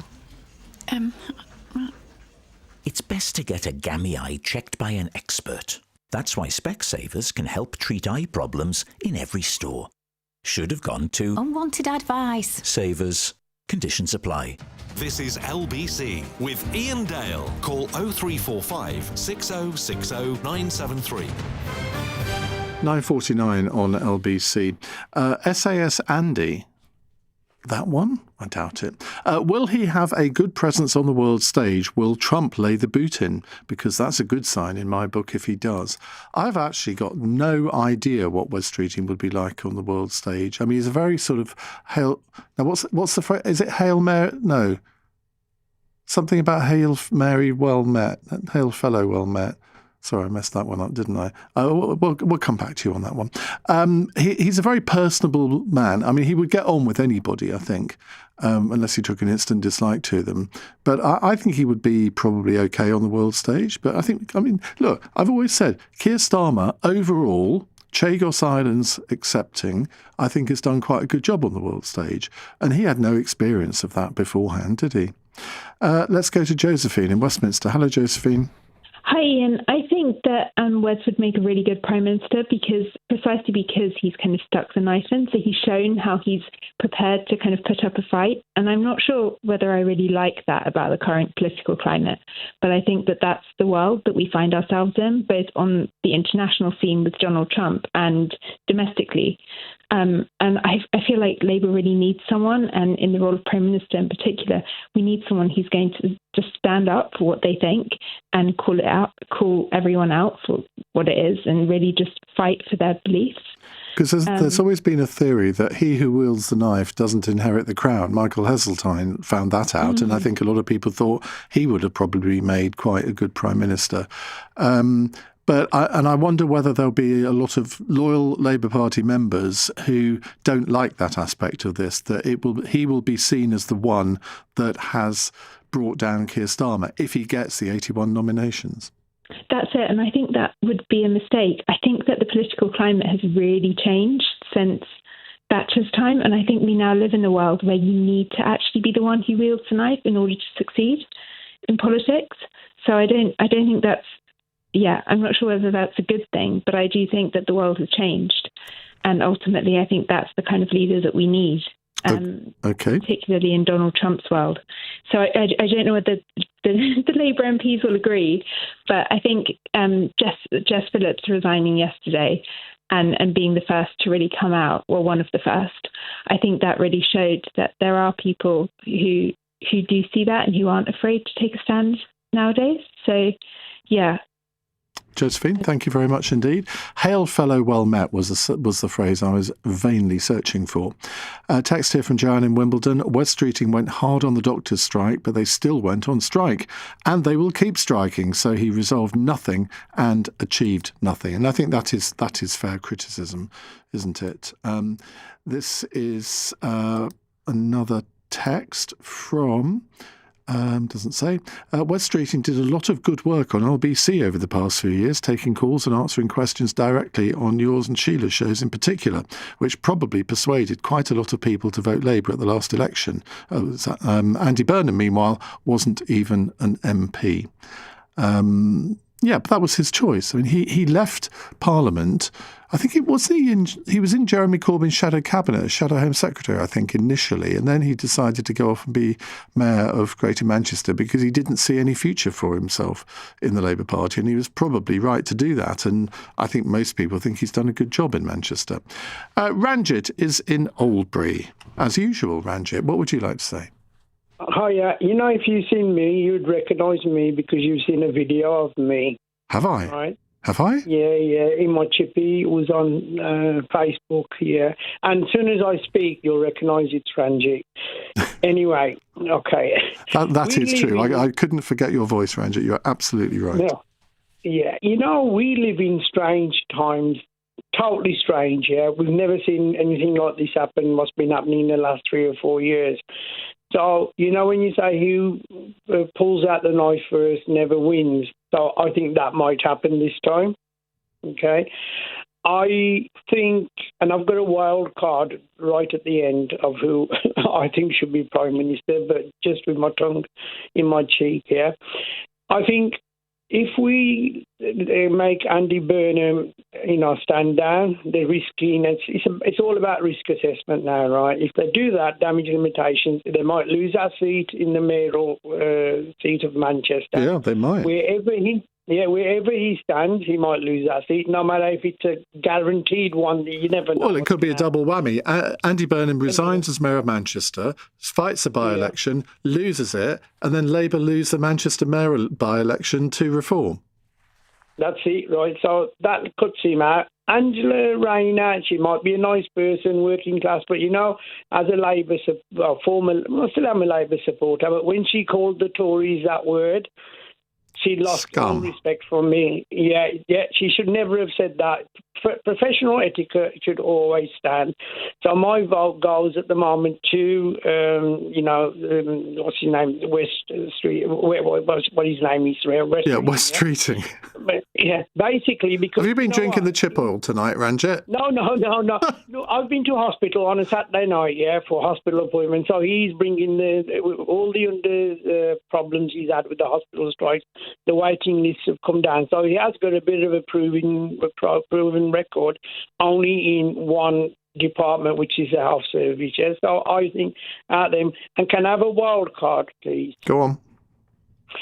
Rishi Sunak crosses over to the Labour Party. What? And then challenges Keir Starmer. Rishi Sunak, right? He never really had a chance to prove what he was good at, right? And I think he had a lot more to offer. Even though he was quite young and inexperienced, he knows about business, and this is where people like myself, Iain, you had a shop, right? We feel the business, the small people with, 3 or 4 people working for them, they have really wound us up with the workers' rights, People who have got maybe 1 or 2 properties that they rent out, they've really wound them up, because they haven't really thought beyond their nose. And that's why I've had to vote for Labour, but with my nose pinched. Them are the 2 issues that I can't stand what they've done, because they should have made precautions. If you don't want private landlords, you go and build some houses, mate, first. You do that. And then the Tories, when something like me and you had this discussion before, if I've got 2 people working for me, one goes sick, that's 50% of my workforce down. I have to employ somebody else, then I'm paying for 3 people to get 2 people's work. That can't be right. So these guys don't know about business. Like when Margaret Thatcher says, we're a nation of shopkeepers. Whether I agreed with her or not, but that is what keeps the economy going. All right, Ranjit, I want to fit one more call in before the end of the programme. Thank you very much. Rishi Sunak for Labour Prime Minister, says Ranjit. You heard it here first. Abel is in Edgware. Good evening. We haven't got a lot of time, Abel. What would you like to tell me? I want to say that Keir Starmer is a good leader. He's a better leader. Will be a better leader than West Streeting and Angela Rayner. Yes, he is a very decisive leader. He is a very good leader. In the 2 years, he accomplished a few things, but LBC and the popular press never gave him one chance. The good things he did, nobody's heard about them. Name them. He was very decisive initially when he came on and got rid of anti-Semitism from the Labour Party. There are many decisive actions he took, but nobody gave him credit. Now, from the day Labour won that election, I listen to LBC every day when I'm going to work. I'm very glad to hear that, Abel, and we're going to have to leave it there on that high note because we've reached the end of the programme. But thank you very much indeed. Thanks for all of your calls and messages this evening. I'll be back tomorrow night from 7. Coming up at 1 on LBC, it's James Max. But right now, it's Ben Kentish. Iain, thank you very much indeed. Hello there, and a very, very good evening this Wednesday night. Ben Kentish here with you on LBC, on the show. We will not simply slump back to the old ways, because this King's Speech gives us the strength we need to